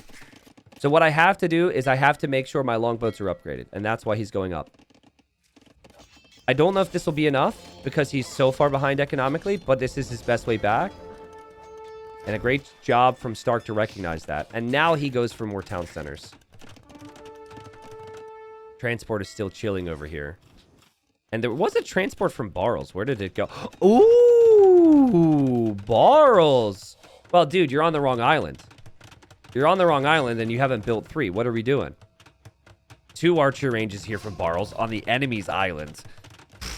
And we'll see if it leads to more. But he wants to take the fight to Stark's eco. Yet again. So he landed on this side. He snuck away from those longboats. And he's going to now sneak on this side. Could actually drop a castle here. I'm not going to rule it out. Oh, dude. Okay. Okay. I'm not sure about this one now. I appreciate it, Barles. But there's only so much room to move around on here. And that is... You got to cancel that. You have to hop into the transport. You have to cancel that. And you have to go somewhere else. Yeah, and Stark actually says, I'm not even going to complete my tower now. Well, it was a good thought. The longboats are going to be on the way, though. The villagers have done the right thing to leave. These ranges are probably a waste of wood in the end. But what Stark will not be able to afford is elite longboat. He also won't be able to afford... I mean, even like Bracer and Chemistry is tough. And then the Bogsvigar upgrade out of the castle is a long ways away. And now Barles isn't losing docks because the longboats have had to come back over here. I think Stark is actually searching for the transport too. And what do you open with here if you're Barles? I think it's just galleys. War galleys. Just go war galleys into galleon. I think that feels like the best play. Another castle on the shoreline could be huge. He's going to rush this down. It is spotted, but it is just one ship. Now, you do get the Theresidae ship. It's this big, chunky ship. It's like a longboat and a Korean turtle ship combined. That's probably the best way to describe it. So it's strong, but you can only produce them in Imp, and you can't just wait till Imp to produce, right? Actually, maybe he will. He's in Imp in 30 seconds. Guys, I think he's going to do it. It makes sense. If he was 3 minutes from Imp, he should be making other things. I mean, fast fire could still make sense, but maybe we'll see that. These longboats are a pain right now, denying resources for Barles, but he has the lead. I mean, he's collected so many resources. Fast fire. Okay, do it for the people here, Barles. Do it for the people. He's not going to do it. Okay. Shipwright. Ooh, okay, that's a big one. That's a big one. Because games go late on islands very frequently. Stark is trying to deny this from happening. And we are going to see a town center? I don't know about that one. Okay, he deletes it and is going to flee. Careful! Careful! Careful! Run! I don't know how those things didn't hit there. But hey, the villagers make it to the shoreline and they are still going to die. But hey, well, that guy survives. That's cool. He's got a good story to tell. This is funny. I don't know how this happened, but Stark is underneath the castle. Slowly destroy... Dude, I see slowly. Look how fast they destroy the castle. He's taken 500 HP off that castle already, but obviously if he moves, he gets shot. Now a fire comes. It definitely feels abnormal, the amount of damage longboats are doing against buildings. But I don't know what's normal because we don't see longboats that frequently, and this is kind of fresh and new to us, so. Oh, the chunkers are there. The 3 are there. They're in the docks. And Barles is just being patient now. He's just waiting. Must be so annoying to have these blue buildings all around your base. I'd be so paranoid all the time. Elite longboat now on the way. How are you supposed to deal with these guys? These things are huge. They are clogging up the waterways. And they shoot massive, massive javelins. Now, according to what I was told in the previous cast, they lose to elite longboat with Barles because of the extra arrows from the longboat and the firing speed. That's what I was told. Now, I do not know if this, there's other factors involved. I do not know in this instance if the longboats are going to be enough. But if that's the case, right, this could be pretty epic water battle. st4rk could maybe win this. How is st4rk not dead yet? Also, he did loop around the outside. He's got a lot on the gold for Barles, and I don't think Barles realizes that right now. Maybe he does. Yeah, he just now does, but he's got to micro the ships as well. There's a lot more longboats in there. I don't know where that one is going. Maybe that's a strategy. It seems like it glitched out. I don't know what it's doing. And we now have heavy demo for Barles. And also a very important castle on the neutral island. He can get those relics. He can get the gold. He can get the stone. Yeah, so this is my opinion of this unit. I don't think it's good, the 3 I just don't. I think the best thing for you to do with this is you make Galleon. And then you mix in the 3 with the Galleon. Because the chunkiness helps. But the damage output is not that great. At least compared to the cost. That's my feeling on it. Now, the sails are super beautiful. It definitely has the cool factor, so, well, give Barles cool points. But the castle gets denied, and st4rk is refusing to die here. And this is before the longboats even get the unique tech, Barles. What a crazy, crazy hold from st4rk. It really just came down to going imp with such low economy. Oh, God. Oh, God. Oh, God. Not again. He's got 38 longboats right now. Crazy stuff. And he's going to transport it. I think he's going to transport and castle over here. Now, you can use trebs from this neutral island to this castle. Interestingly enough. That's not always the case. Longboats are looping around behind for st4rk. There we go. st4rk is not engaging. Now he's engaging. It's also, you are also deceived on how big your force is. Because there's only 5 here. Whereas there's 17 longboats. The numbers matter so much here. Barles has 36 villagers in queue? Barles has 36 villagers in queue with 115 vills. And he will run out of resources here eventually. So he's like, I need more resources to produce these things. And let's see if he can deny this castle from st4rk. st4rk's turn to get a castle denied. Longboats are split up right now from st4rk. He doesn't have his main force.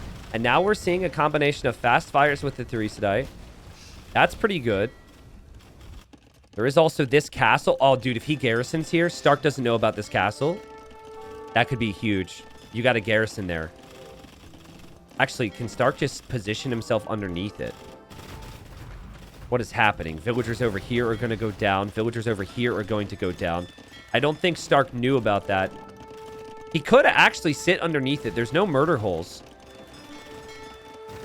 Crazy battle. More longboats on the front. This is pretty close. This castle for st4rk is going to be denied, I think.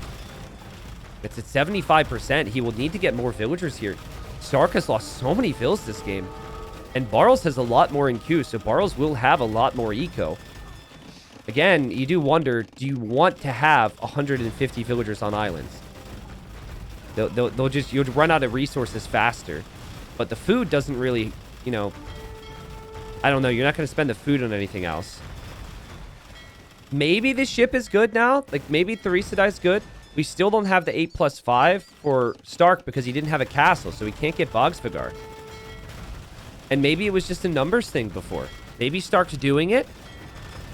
Certainly has the chunkiness, and now it's his turn to build a castle. Guys, just give up. Can we just have an agreement that no castles can be built here? Both players having a doubt castle in the same spot. That's not something you see every day.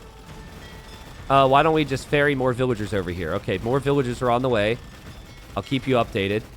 I think Barles is... I think the ship might actually be good. Clearly, it was a numbers issue for him. Okay, do you try it or do you wait? You try it, yeah.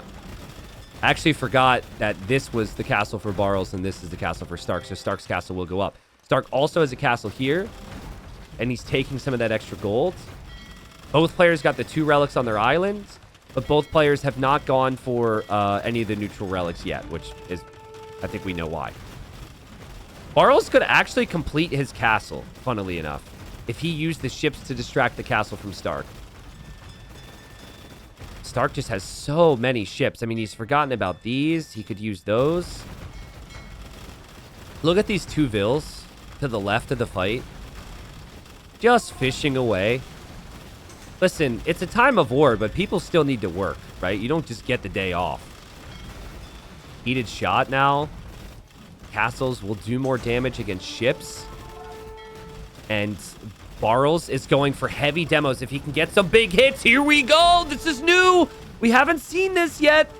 This is the best time is the first time, and that was the worst time. Actually, today we learned that using demos against longboats is also not very strong because you need to get in close and boom! Bad timing!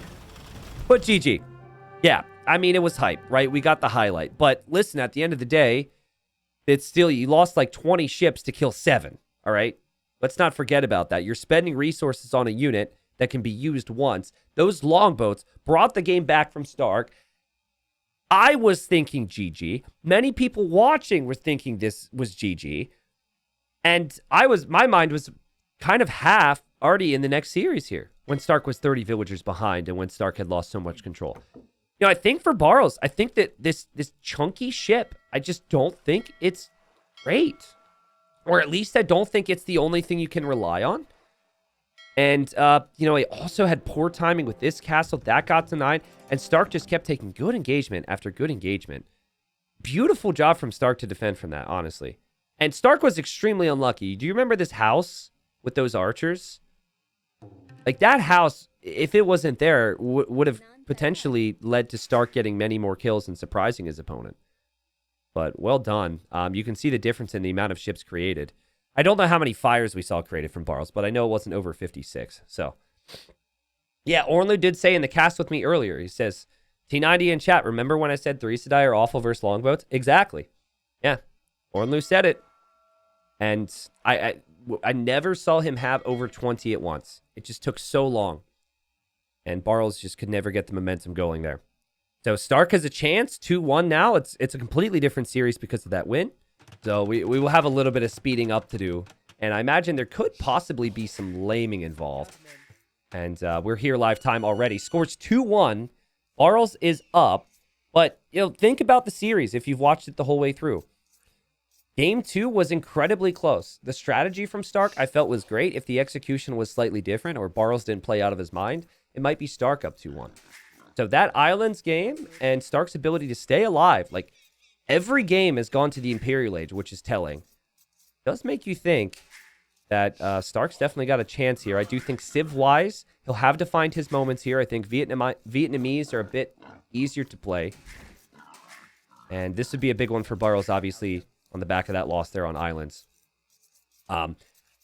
In terms of the Civs they have remaining on their draft and how they valued and prioritized them, Barles does have his higher picks still available, which in theory means he's obviously still the favorite to win this and then qualify for the main event of Hidden Cup 5.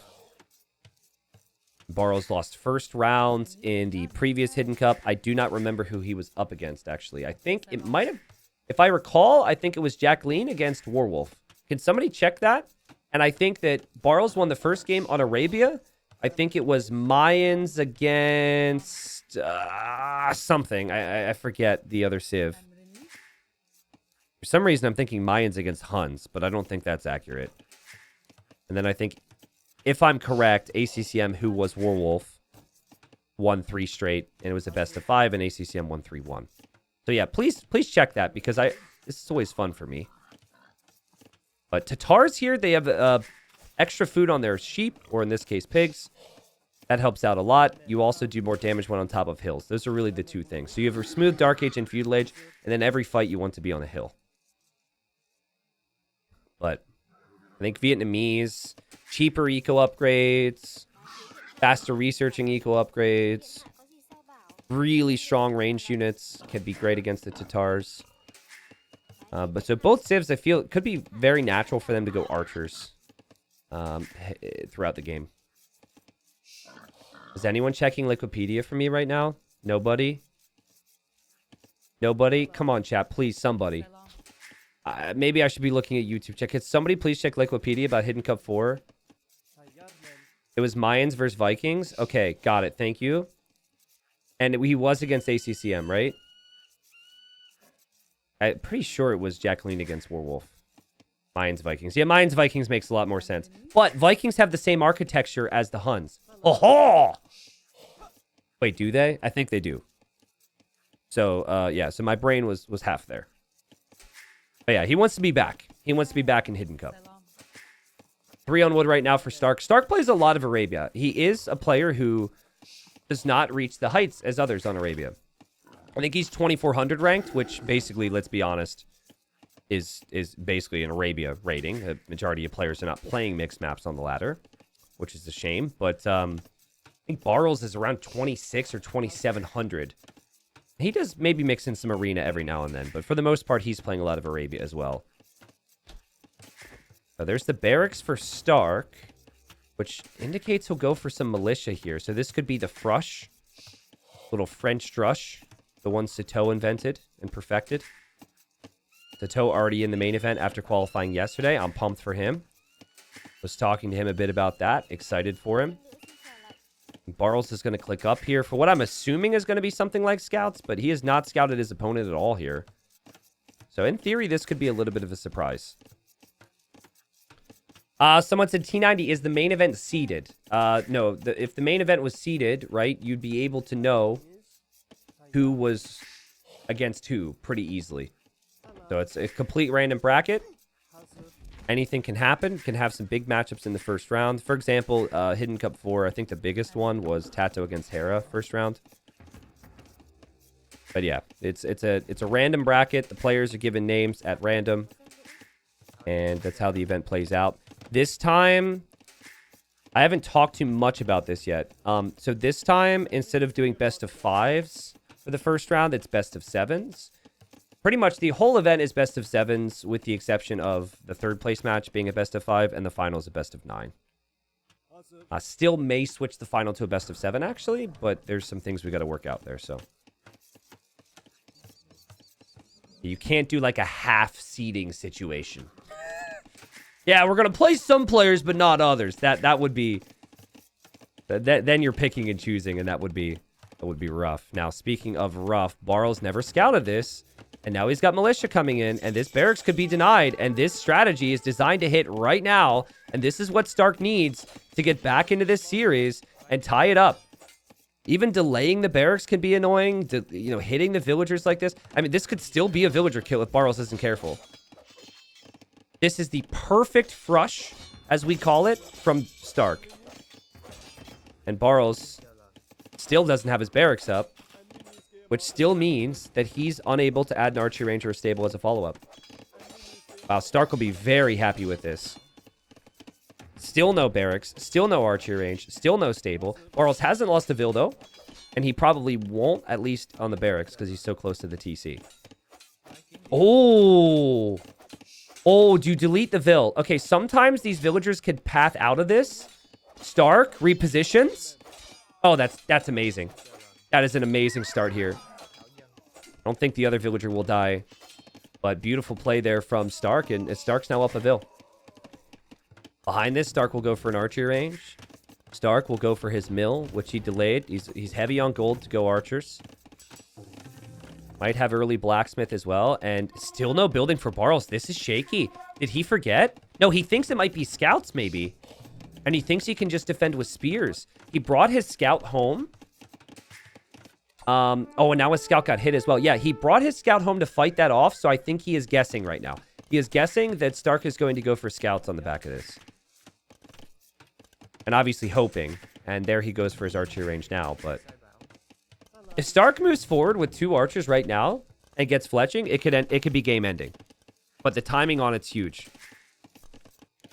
We'll see if Barles has more walls down in the meantime. But yeah, there's just like more... you know, the scouting was really important here. Barles knowing where his opponent's TC was, wanting to push in the deer. He took some risks, and he kind of got punished for it there. And that was a really well-timed build there from Stark, who's already moving out and getting fletching.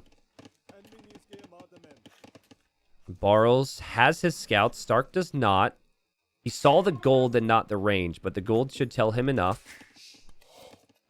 I love the eco so far for Stark. He's still taking sheep, right? That's the Tatars for you. Now, the walls have happened this way. Stark is using the spearmen to scout. And now he sees the skirms. You can still force engagements against these skirms before upgrades come in. Especially if you get to the hill with the Tatars, because you have more damage. But it isn't ideal. And knowing Stark, he's going to sneak. Look at this guy. He is the sneakiest player I've seen in this entire qualifier. See this? No one else does this. Guys, he snuck the Vil in game 2. In game 1, he went edge of the map sneak archers too. Barles doesn't have a lot of reason to go forward, right? Because he just has skirmishers. So he's just waiting at home, and that's the right play with Stark. Look how sneaky it is. Barles thought, can I get away with a wall this way? There he goes. Stark is like, we got him right where we want him, dude. We got him right where we want him. That's insane. That is so good. That is so good. I love it. I love it so much. And he somehow works his way around, and he's going to find another villager kill. This guy's so sneaky. Who needs the speed and the micro and the APM when you can get the strategy and the timings down? Just beautiful play from Stark. And I'm beginning to believe now, guys. Game 2 felt like a really tough loss because in game number 2, it was such a good strat. He is the underdog, and it felt like it had to work. But now, I mean, his follow-up look, I mean, he's not sacrificing army count. Timing on his walls feels pretty good. He will have scouts with more archers to be able to pressure Barles. Barles doesn't have any map control, so he's just taking the back golds here. Main gold's fairly brutal, but he also could have walled this way and built up in front of it if you're Barles. Scout, archer. I mean, I've been really impressed with what we're seeing from Stark at the moment. Just kind of missing a gate here. Everything will be in the back of his walls over time.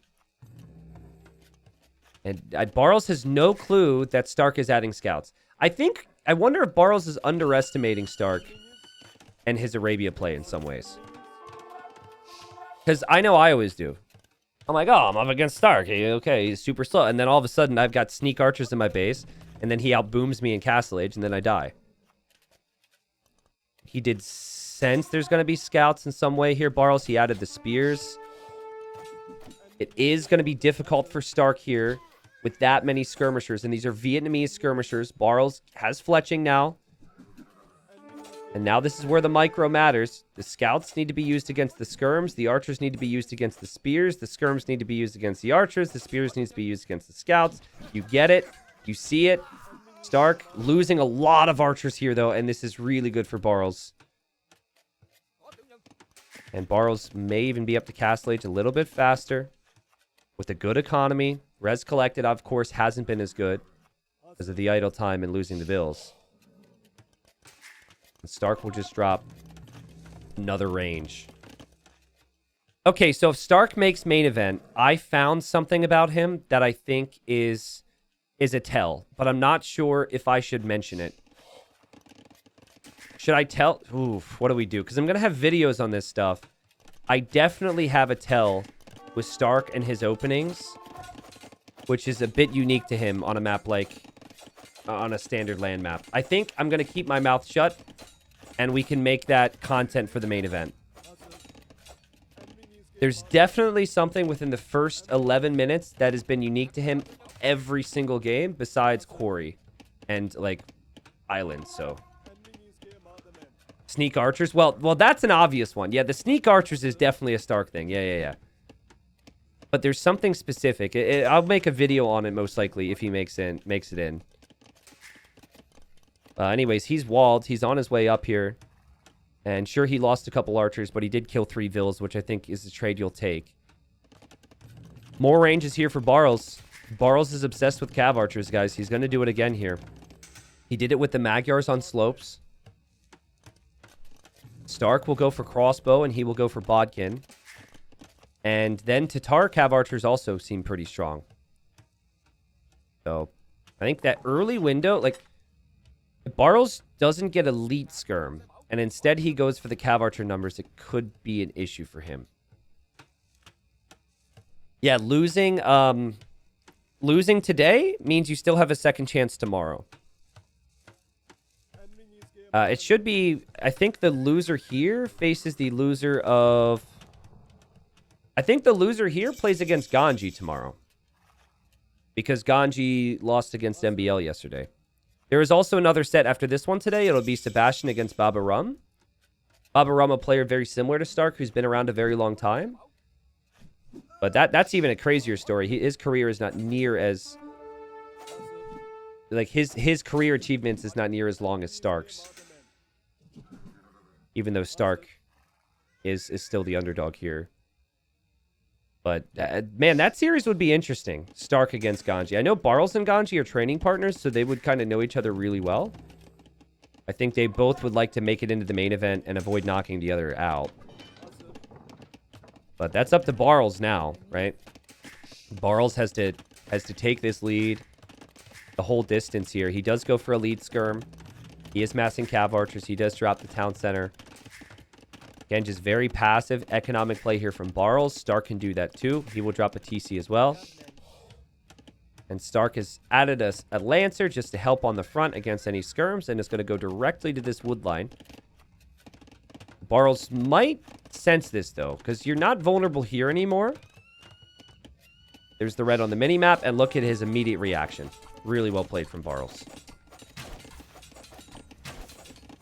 So, house is not necessarily something you want to have to break through here. It gives your opponent time, but I think Stark will be happy to know that his opponent's still at home. And then know that his opponent's on skirm, which is something he doesn't necessarily know right now. He didn't actually see it, though. I'm sure he's expecting elite skirm. Why get crossbow tech if you're going to make cav archers anyways? Well, he had like 10 to 12 of them.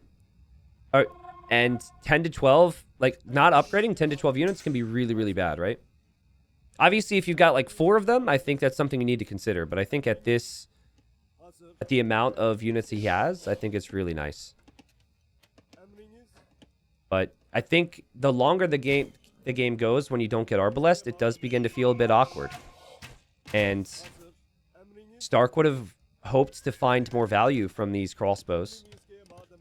And he hasn't been able to find it. And look at what Barles has done. He's just got skirms in defense. And now the cav archers are going to go forward. And it's really smart thinking from him to do that.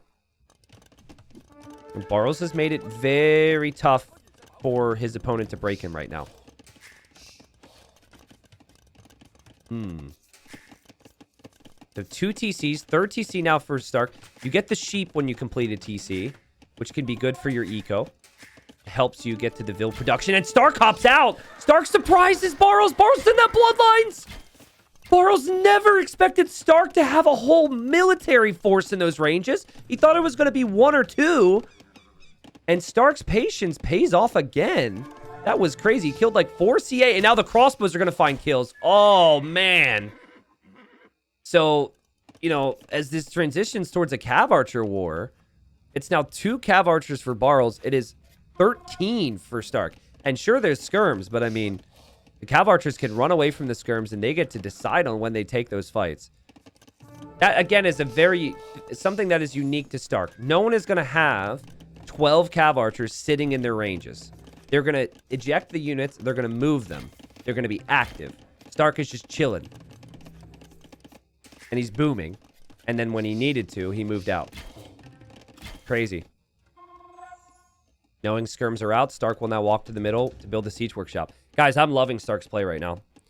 I'm sure you could pick up on it. This is really impressive stuff. And remember, this is the guy who beat Running, who had an amazing past 2 years in Age of Empires 2. He beat him 3-0. He beat Dogao, who was like a lock for me in this group. I just thought he would qualify in some way, shape, or form to Hidden Cup. I'm shocked that he's not going to have that chance, and he beat it. It wasn't like Dogao was... You might... If you were to ask Dogao, maybe players are going to say they could do things differently, but st4rk is just playing at an amazing level. And when I congratulated him after beating Dogao and said, let's go keep it up, he didn't say much, but he said, keep him coming. And Barles was next on the list. If he were to deny this castle, this could be massive, guys. If he denies this castle, it'll be 2-2. And we'll be going to the 5th game. Does he know about it, though? Oh, that is such a risky castle. Like, I would never in a million years place that castle if I saw my opponent had a siege workshop. Never. But I think Barles knows it's worth the risk, because if he doesn't take this hill, it will be stolen from him. And man, oh man, is this castle going to be critical. I think it can go up. st4rk was just a little bit faster here. Yeah, see, that castle's so close to going up, st4rk might not take the engagement. Yep. See, st4rk has to back away because he knows the castle. Nice shot, but the castle will shoot down everything then. What an interesting game. Well, now st4rk might think about Imp. Maybe his own castle. Maybe a Trebor. Tricky stuff. He does have his crossbow still around. He does have a random spearman on the right. Skirms find a nice kill here against st4rk. st4rk not paying attention for a moment. Getting picked off. How does Barles deal with the siege?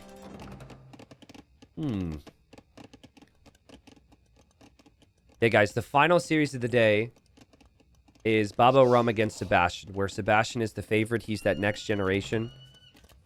But Babo Rum beat Nikov in round 2. He then beat... I'm trying to remember who he beat in round 3, actually. Why am I brain farting on this? Oh, Kingston. Yeah. The young talent from Mexico, who was again favored there. It's been a crazy qualifier, man. We're going to have a lot of new people playing in Hidden Cup 5 that have never played in Hidden Cup before. Or some that have never even had a top 16 performance before. Potentially, right? I love how calculated st4rk's aggression is. He always has just enough. He clicks up to the Imperial Age, and Barles is panicking here. And he should be, because he cannot engage against this. This force of crossbow and Cav Archer is strong enough, but then you add the siege in. Barles also clicks up to Imp, and he builds a castle behind. This castle will complete, but some amazing control right now for st4rk. He might need to shift home into some defense, though, because we've got skirms and rats and archers from Barles trying to attack here.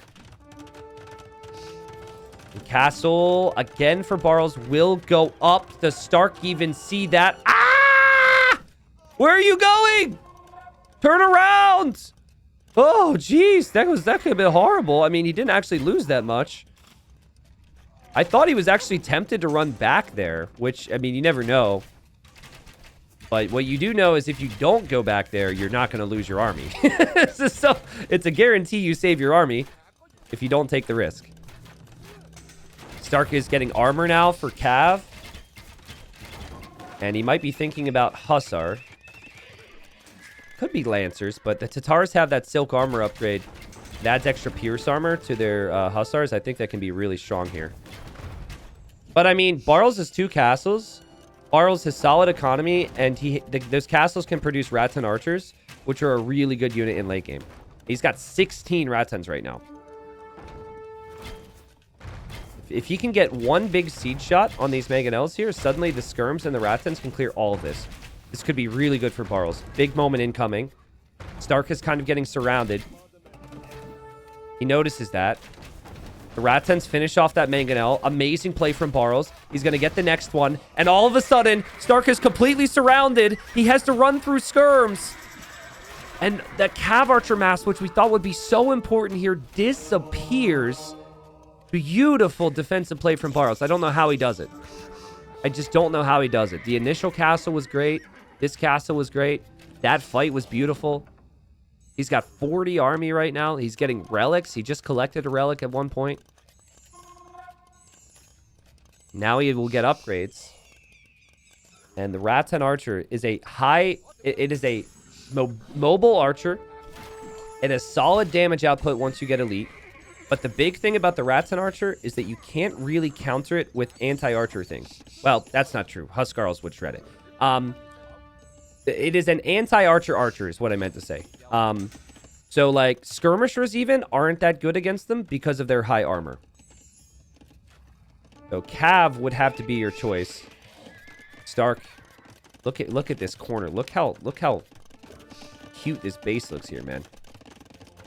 He's going to drop stables. It will be light Cav from him, but how is he supposed to raid when his opponent has castles everywhere? I like the houses and the outpost for vision over here. I like the patrolling army on this gold over here. He's scouted a lot of this base. He's not seeing too much from Barles right now. He's also not showing Barles too much of what he's going to do. But I'm pretty sure Barles knows because Barles is going for Halb. Yeah, he caught a glimpse of those stables there. Okay, there's silk armor. That adds extra armor to the hussars. And the hussar upgrade's also on the way. So that's definitely the plan here. And those upgrades are going to be in. So now Halb is very much needed. There was a hole here, and this villager walked through. So if stables start to go up here and Barles never realizes this, that could actually be a big deal. There's other things to prioritize right now, though. This is interesting. Okay, Step Lancer kills a monk. Stark will know that there's a castle there for Barles on the extra gold. He's going to make a castle there, so he might treb that down over time. And there he goes, building the stable. But Barles did realize this. He was going to wall in the stable, but instead he's just going to convert the Vill. And, oh, wow, the hussars were actually looking to come through there. The villager actually hurt Stark because it alerted Barles to the hole. But hussars are just going to go right through anyways. And Stark? Is there another hole? No, he's kind of trapped, actually. He'll find a villager killer, too. But the Halbs being out is not going to be something he's excited about. It's really interesting, though, how Stark is playing this. It's still very patient for a player who's behind. Or is he behind? Look at him stack everything into this corner. Here come the trebs for Barles. Barles, the second he doesn't have to defend with his Halbs, he's going to move forward. And try and force the issue here against Stark. And Stark isn't ready for that. But he's going to have fully upgraded hussars. He gets behind his treb. Now he's using stand ground here. He's got to select the unit. And there he goes. He's going to take one treb. That's not bad. Stark has a lot of resources. That gives him more time. Stark is also taking this gold and starting to mass trebs here. Barles may be distracted over here. Stark might actually go over there and raid it, honestly. Forward castle from Barles. That army from Barles is so high. 70 army. But Stark's economy is unbelievable. We see Timorid Siegecraft. I doubt we'll see Flaming Camels, but that adds extra range to the trebs. Actually, the second time I've seen that solely for the treb range here on Arabia in the Hidden Cup qualifiers. The other one was Vinchester. In maybe the best Arabia game of the whole qualifier when he played against Mihai. If there are any gaps in your walls here, these hussars are going to wreck you. And Barles has to be so careful. I think right there, Stark is realizing he can't get through, so he'll take the Rattan Archers. He will go for the houses. This is where the Treb War needs to start for Barles because he's got all his army forward. Here come the Trebs here. Barles will lose this castle. Barles will lose that gold. The Hussars are breaking through. If they break through, Barles could have some real problems. A lot of his economy is back here. And he seems distracted. It did seem like that house could maybe have gone down. Maybe not, though.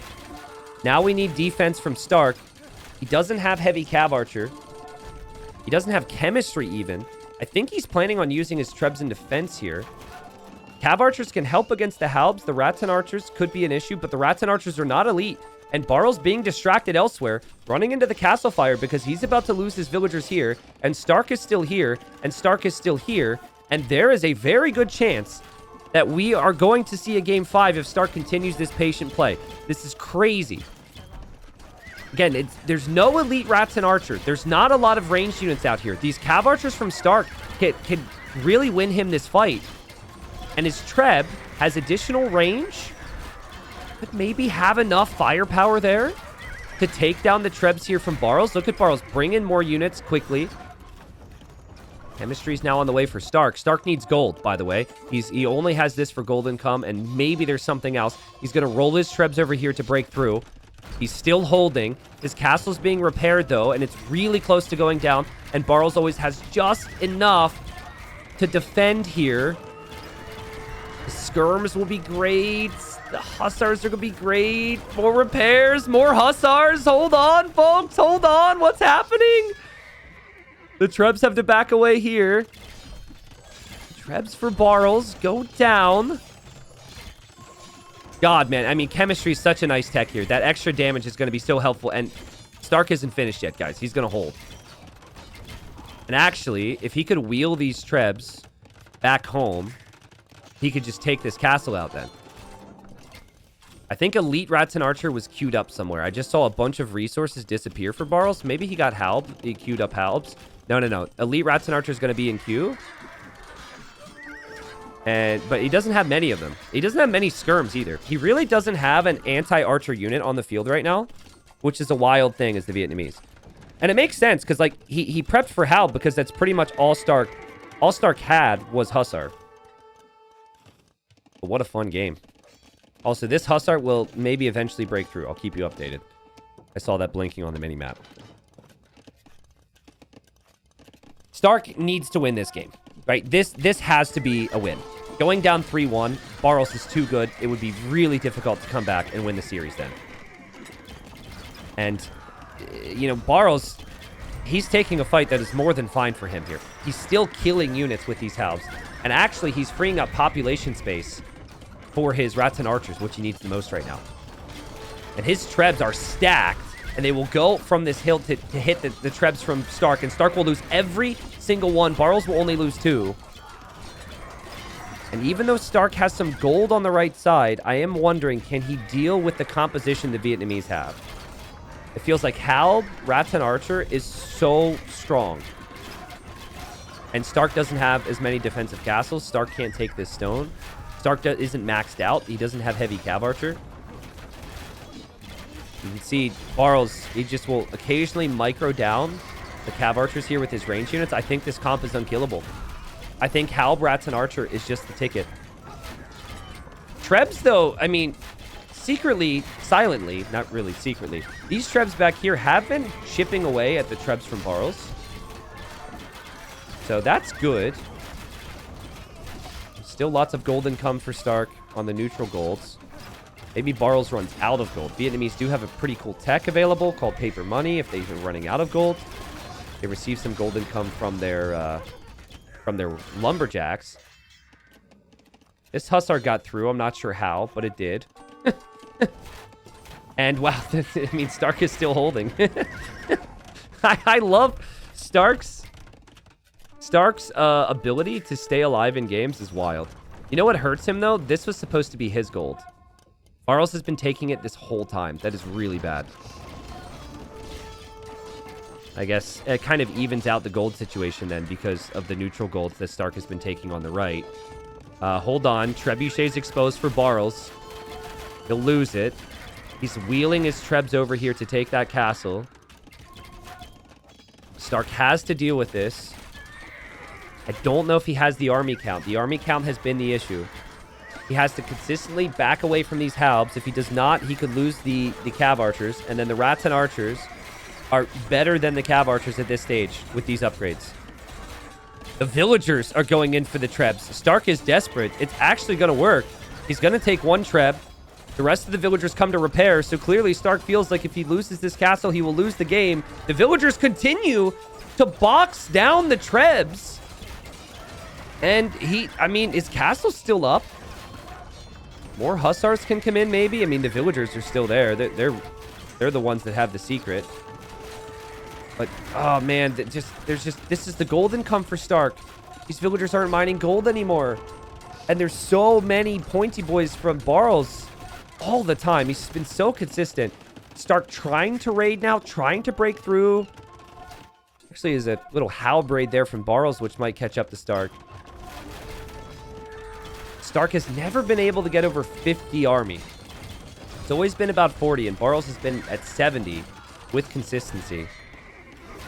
These trebs are still standing. I mean, rats and archers is just such a good unit, man. It was such a nice decision to go that instead of cav archer. I know Vietnamese cav archers can be tempting too, but it just made sense once he got his castle set up. Maybe one more big fight from Stark. He's going to wait till he's fully popped here. 200 pop. He has no gold income. He is trebbing down this castle right now. We'll see if that stays up. Big engagement. Really bad start to the engagement for Stark. He's trying to ensure that his hussars are on the front, hoping the cav archers kill the halbs, and then, the hussars could deal with the ratons. But it's just, halbs do so much damage, and then the rats and archers do not die to cav archer. Sappers now for Stark. So they recently changed that, so villagers do more damage against siege after sappers. So Stark reads his patch notes, and here he goes again. He didn't have sappers before. He has it now. He takes another treb. How is he not dead yet? Dude, I've been loving Stark's play here. He killed two more trebs with bills. And he's still gonna treb down this castle. He can get gold. He still has 70 on food, guys. His eco is insane. But can he kill the army? Can he keep this castle up? I do not think this castle stays up. But now this area is kind of exposed. And maybe Stark can try and raid there. Stark's still not giving up this position. What a player, man. T90, it's more damage against rams, but trebs have ram armor. Okay, cool. Well, in my mind, right, thank you for the specifics, but in my mind, I think, does it help against siege? If the answer is yes, for most, that's fine for me. But, yeah, I imagine they share the same type of armor. Why no skirms from Stark? Well, so think about it this way. Skirmishers, they do skirmishers against a unit like Rats and Archer, which actually he's probably going to click Elite Skirm here shortly because he's running out of gold. But skirmishers don't do all that well against Rats and Archers, in my opinion. I think that Rats and Archers, because of their tankiness, are still going to take decent enough trades there. Sometimes when you're fully teched, you just need to YOLO it with what you've got. Now, I do think that as gold becomes a problem, that mixing in skirms is something we'll see from him. But Stark, for now, he's going to try and do his best with this comp. The cav archers will also do more against the halbs than the skirms will, at least in some ways. But he really has struggled. He doesn't have enough cav archers. So I do actually, the more I think about it, like skirm. Because if he had more ranged units here, this could be better. Oh my god, look at that fight. Bad day to be a horse. He just brute forces his way into that fight. Loses... I mean, all the hussars died. Most of the halbs died as well. But Stark refuses to freaking quit here. He's got 2 trebs now. But Barles has not allowed Stark to take this gold. He was just on that with the raid. His rats and archers shred the trebs. Barles will have relic number 4. I saw a monk walking with a relic. Yeah, this guy. So he'll have 4 relics. Plus he has access to paper money, which gives him gold from chopping trees. Barles has the perfect late game setup with his castles now. He's got castle here, here, here, here. The only thing he's missing is a castle on this side. And honestly, I think he'll do it within the next 30 seconds. It'd feel very natural to drop that castle. And, yeah, Stark needs to find some type of way to get some damage done. And I think with all these castles, it's going to be extremely difficult. There's Elite Skirm now. But Stark has not been killed yet, right? I think that killing blow may come soon. Stark's done an amazing job fighting here. I think if he would have been able to deny this castle, like this castle was so risky from Barles. If that castle gets denied, the rest of the game changes. Barles got a really nice castle up in castle. He then placed another one before Imp, played into the Rathan Archers, the Halbs, everything. And he's kind of feeling like he can do no wrong from this stage. There's a castle on the left, protects what's left of the gold, even getting some light cav into Stark's economy finally. Finally, he's killing villagers. And actually, having said that, Stark has killed 100 villagers and only lost... Barles has killed 100 villagers and only lost 50, which is really impressive. And his light cav are going to go through and snipe the only Trev that Stark had remaining. Stark sees this castle. He tries to deny it, and Barles quick walls it. That's insane that he notices that. But he does, because he's Barles, and because he's Hidden Cup 5 quality. And now the pop for Stark will start to go down. The Skirm Edition, we'll see, won't contribute all that much. The buildings are even going down. Barles could go elephants with this economy. 5,000 gold? He could still get the 5th relic, too. Crazy hold from Barles. Crazy play. He's such a good player. And maybe Stark could have gone for the heavy Cav Archer upgrade. It always felt like he never had the resources floating, but that can happen sometimes when you're queuing Hussars. Because heavy Cav Archer, the 500 gold's not that crazy. The 900 food is crazy. When you're making Hussars, sometimes you just don't realize. Round 2... Villager, or round 10, actually, as villagers go to box down the Trebs, but I don't think it'll happen this time. And I think Barles is about to go 3-1 up here, which means Stark would have to win 3 straight to win the series. I actually think the games have been really competitive, really close. It almost doesn't feel like a 3-1. Every game has gone to Imp here, and every game has been so wildly unique. Both from the maps, but even on some of the maps where you think the gameplay might be similar, we've had very different approaches. This was an epic one. And one where I think we just saw the power of the late game of the Vietnamese. I said that in the Dark Age. This is a civilization that feels like they have more bonuses flowing for them in the late game. Stark finally realizes. Stark finally taps out, calls the GG. Again, we've got 3 more potential games. But if Stark loses one more, Barles will be one of the main event players in Hidden Cup 5, and he will qualify.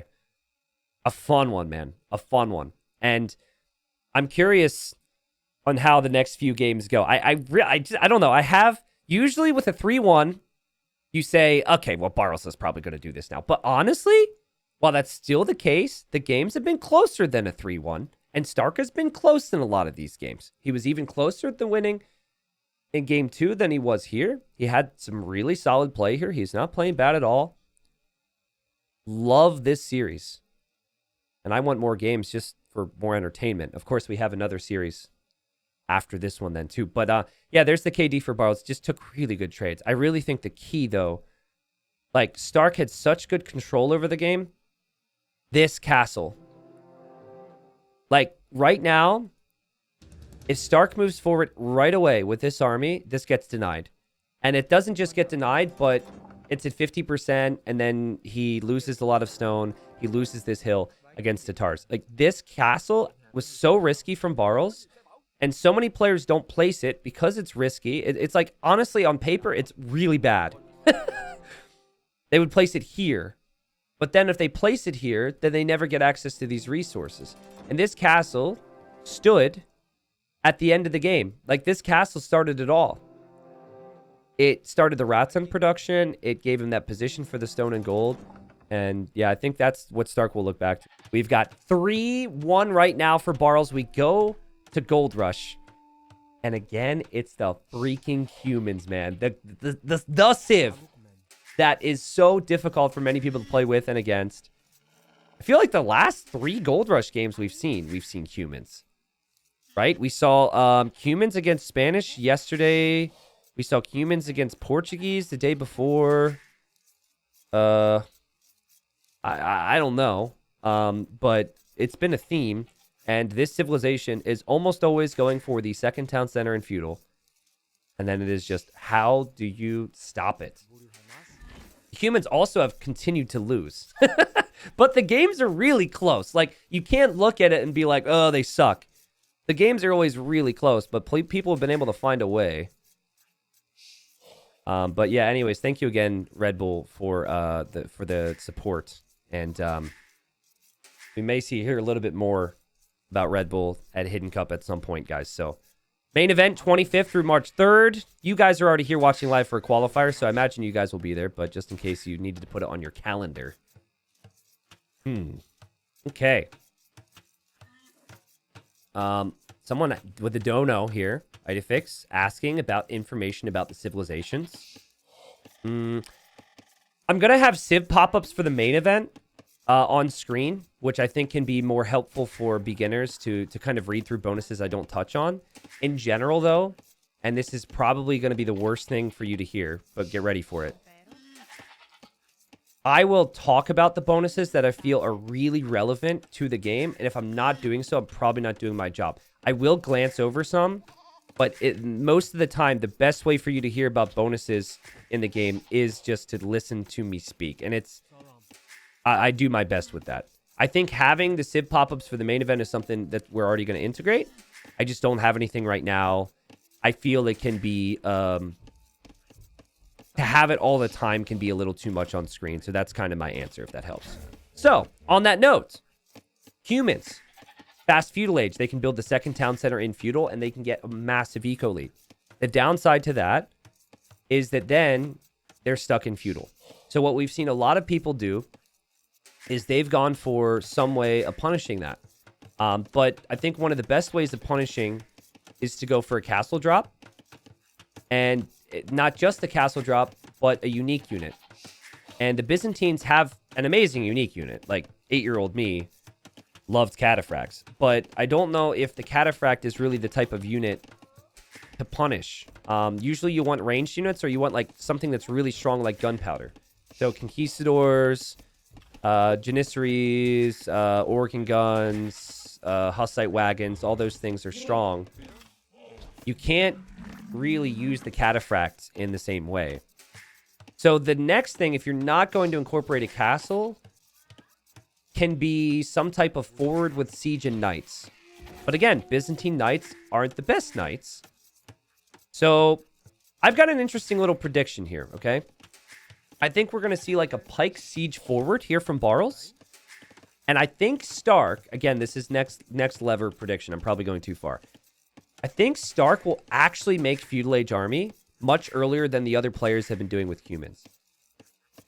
So I didn't really shout him out too much, but I've noticed that as you guys are chatting and people are emoting and reacting and complaining and laughing and all the emotions that humans can have, st4rk, as I'm casting, is always chipping in with some chat. Like, I could pull up his chat history right now, but when I was casting all these sets this week, st4rk's watching. Right? And his brain is churning and thinking about things. And we just haven't seen people go like archers combined with like maybe archers combined with the TC. And I think we'll see the TC right away. But I wouldn't surprise me at all if he makes Feudal Age Army to just stop the other player from coming forward here. People are saying that someone lost a boar here. Everything looks fine at st4rk's base. Everything looks fine at Barles' base. I think people are getting confused when the TC is shooting to weaken the Rhino. Barles is going fast castle. He has all his food. He's fine. T90, why is st4rk the underdog? Because Barles has had a much better last couple years. Barles has reached greater heights in his tournament results. Good example is an event called Titans League that I host, which has promotion and relegation. And in promotion relegation, st4rk made it to gold, which is 25 through 48 in the world. And he lost like every game, unfortunately, in the group. Like, he really struggled there. Whereas Barles is usually in the top 24 league. So, like, that's one example. The thing is, Stark has been around a really long time, and his heights to his career were in, like, 2013, 14, 15. And he doesn't grind the game as much as like, you know, other people do these days. But he is still around and he still plays. But you think of the map pool thus far for the qualifiers. We got more classic maps, right? It's 3 villager start instead of 9 villager start, which I don't want to start that whole conversation on what I think is best, but I think 3 villager start is more pure strategically. You have Islands, which is a map that no one else is putting in their tournaments, that used to be in tournaments all the time. Gold Rush used to be in tournaments all the time. A lot of comfort maps for Stark. And in some ways, I think that his skill set's also very underrated. So I am surprised that Stark beat Dogao. The more I watch Stark play here, I'm not surprised by it. Super solid, man. Super, super solid. Okay, so again, my bold prediction was that he would do something to stop the opponent from walking forward to punish this. I think my prediction was wrong. I think it was wrong, because he's instead going for walls, which humans get more HP on their walls. This does make sense. He is not showing me any signs that he is going to go for a barracks anytime soon, excuse me. It's a bit of an interesting town center. You always want the town center to be on a wood line. This wood line could have worked. Maybe he felt like it was too exposed from the hill, though, with the siege push. Yeah, you would never want to place the TC beneath a hill. He was already on this wood line. There's berries there. I think this TC is fine. The ideal is if you go for a wood line and a gold. That wasn't an option for him. Okay, so Blacksmith Market for Barles. Okay, if I had a prediction, I would say he goes barracks still and tries to go spear, monk, siege push against this. But this is where I think it'd be so strong if you added a barracks. You're guaranteed to have the Vill lead now. What players want to do is they want to farm to keep their TCs working. Hey, he's going to do it. He's going to do it. He's saving for it. Oh, he added a farm. Okay. Oh, he added another farm. Okay. Never mind. Someone says 2 gold spots for Stark, 1 for Barles.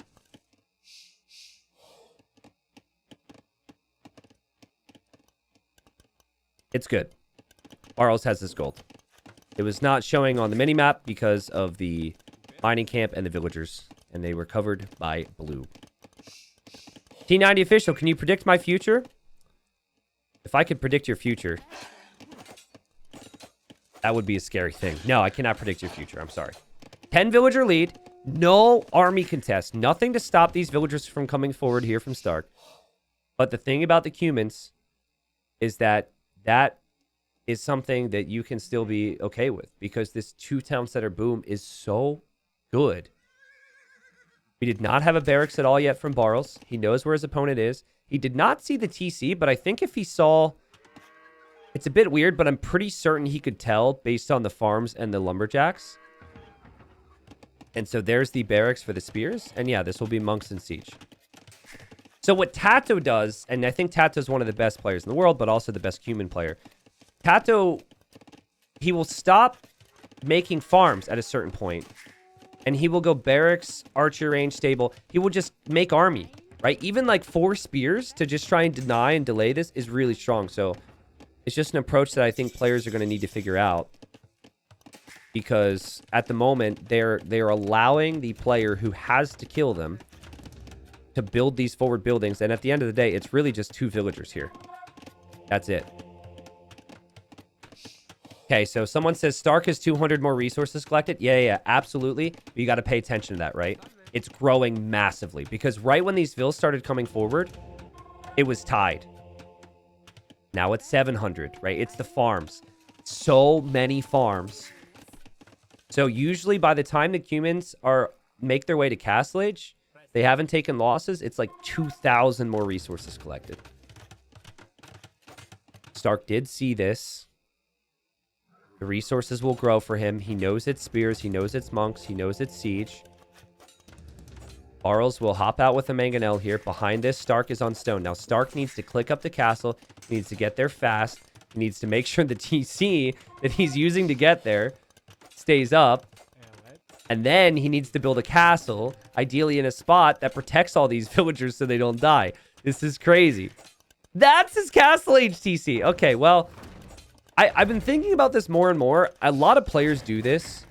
I would never go castle age in this TC. But I think the expectation is you don't want to populate this area more, right? Because this is getting attacked.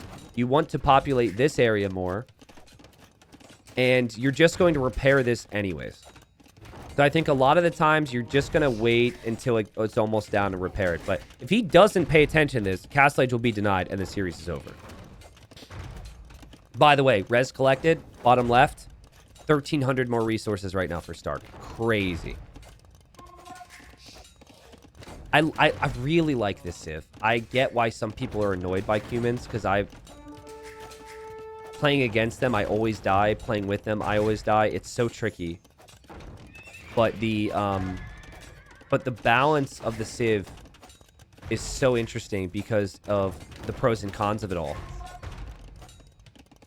Like, there's obviously a huge positive to adding the vills, but this is the negative. Your base is getting attacked. You're going to have a camel in your base now. You're going to have a freaking night loop on by. And you better repair this town center here, Stark. I think Stark will drop a castle right here immediately and then just give up this TC. Yeah, I think right behind the TC. Just right here. It's actually the perfect castle. As perfect as it gets. Oh god, there's knights. It's perfect.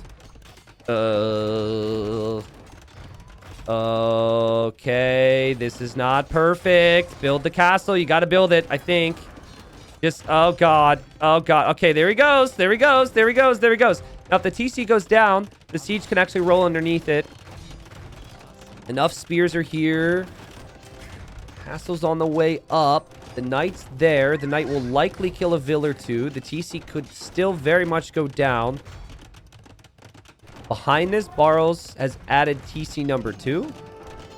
And it will soon be 1 TC for Stark and 2 for him. And he's killed a couple vills. He's destroyed a lot of... he's disrupted a lot of the eco. And I actually think Barles is kind of in an okay position. A really nice push from him.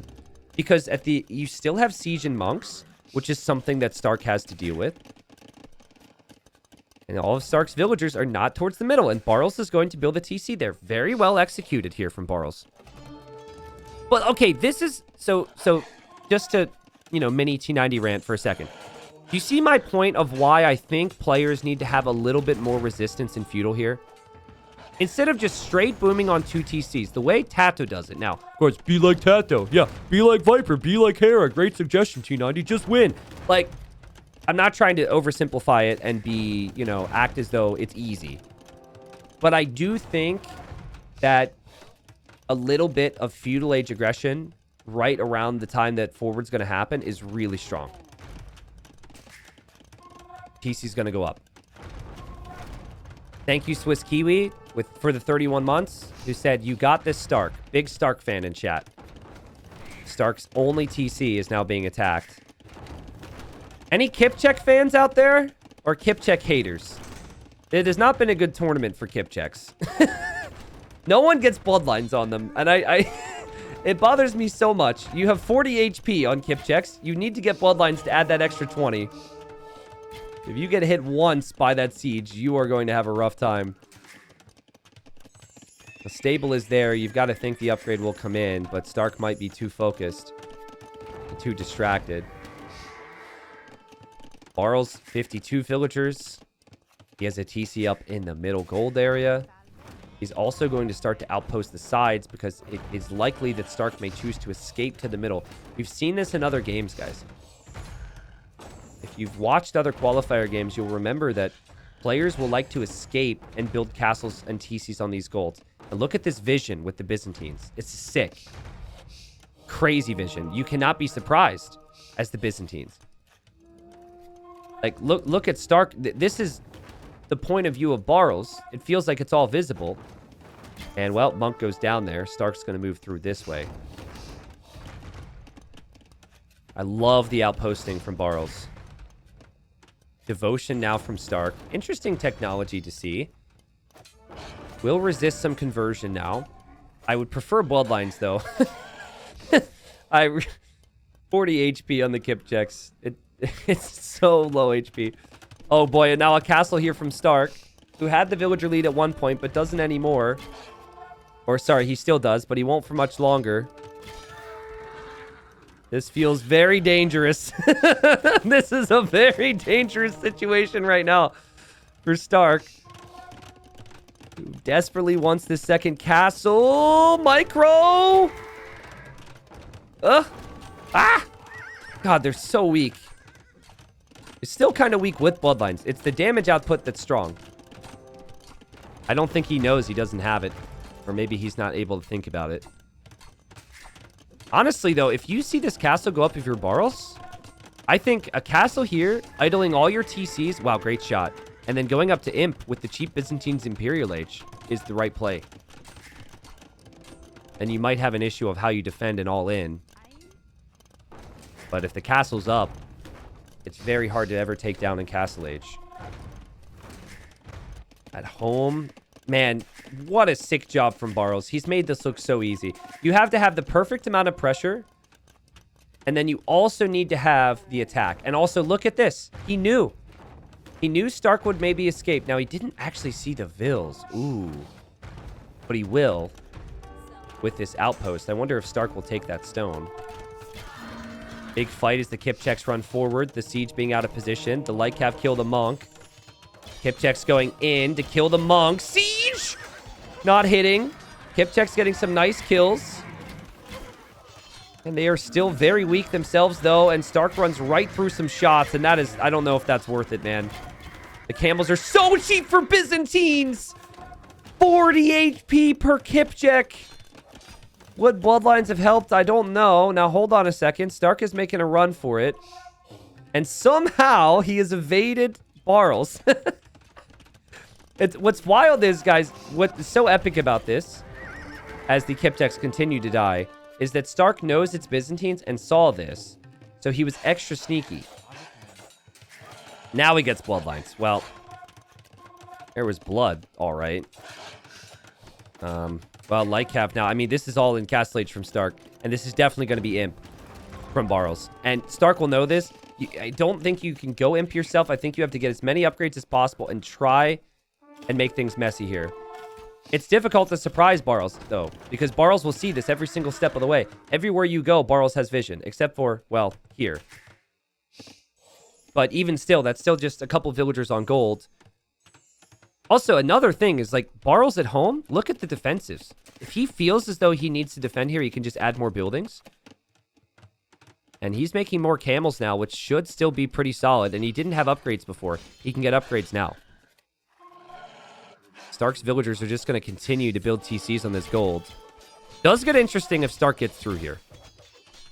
I thought Barles was going to drop buildings there. There might be a temptation for him to drop a castle at home right now. I think you have to fight that temptation and build the castle somewhere in the middle. He's actually going to walk to the hill. That's interesting. Some Lightcav and a Knight get through from Stark, who is making things very messy. The Kipchek's got some kills. Barles does not know. No, he just encountered that TC with the monk, actually. That monk that was going out there saw this. And so he will build that castle. That is a really good castle. Barles still doesn't see this TC from Stark. I love Stark, dude. And he just goes through. Boom! Big shot to kill two. But I really do love how Stark is going all in here. He's such a fun player, man. And he's got such a big army at the moment. The worry is he's not going to have gold. He's not going to have his castle soon if he doesn't find an answer to drop. Oh! Like I said, I love Stark. Big Stark fan right here. Stark says, fine. Go ahead. Take my base with Trebs. And I'm going to raid your eco because everything you're doing is to protect the middle of the map. Stark has 105 villagers as well. He's got a ton of Kipchecks. This castle makes life so awkward for Barles. Barles has to buy a new castle, which is really good play. And actually, I got so excited. Now I'm like, oh, kind of like crap, you know? I think it's going to be tough for Barles to make trebs everywhere, though. Like, trebs aren't cheap. So, I guess he'll be trebbing this castle for now. And maybe this castle. But it's not like he has a ton of resources. St4rk also is bringing Vils to mine the gold that started at the base of Barles. Because he can. And there's nothing Barles can do about it. Here, St4rk's TC is going down. He does still have this TC, though. And he does still have this gold. And that is a lot of Kipchecks. This many Kipchecks will kill the camels, too. But this TC will go down. There should be a treb here at some point, but there's not. Because the treb from Barles has to deal with this castle first. You do have to be careful if you're Barles, because St4rk might go capped ram in Castle Age, which the humans can do. And also could use these light cav to kill these trebs. Barles needs to have his quick wall fingers ready. St4rk's eco is completely untouched because of this, guys. Such a sick job from him to give himself a chance here. Look, capped ram in Castle Age. I mean, only the humans can do it. Just like the Feudal Age TC. Only the humans can do it. The camel number is not big for Barles. His food eco is a complete disaster because of all this army here in the castle. And he could lose Vils.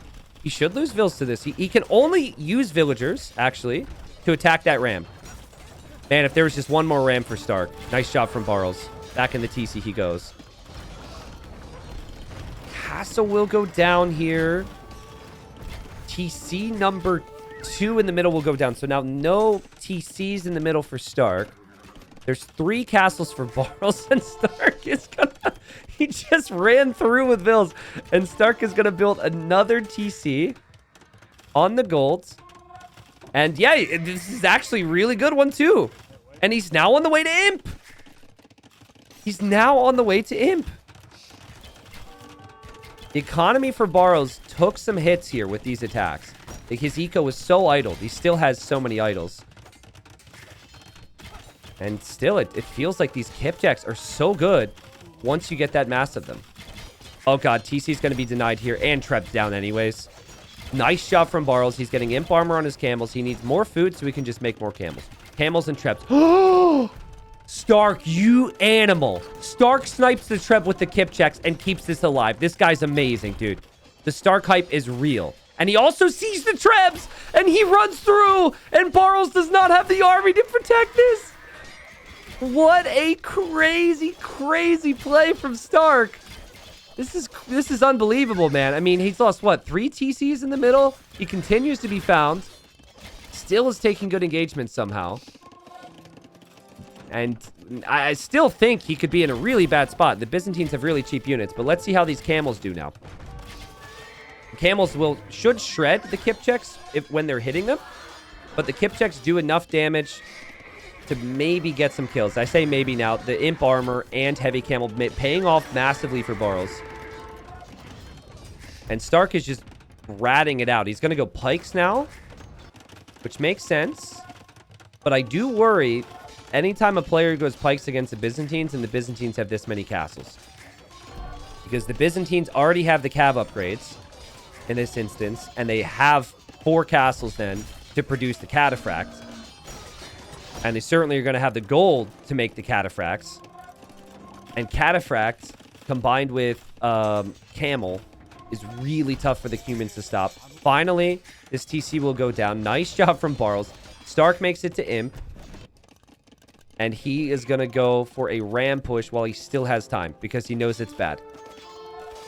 If Barles can close this out, Barles will join the main event of Hidden Cup. He'll be one of the 16 main event players playing on hero names. And honestly, he'll be kind of hard to spot because he doesn't have like a specific thing that he does, which stands out to me. He is just so solid overall, all the time. He's going to be a real threat. And here come those rams. Now, this is against a Byzantine castle. But there's still rams there. Treb's going for this castle as well for St4rk. St4rk has no gold. St4rk has no gold. St4rk has no relics. He will not take the castle. Barles will hold.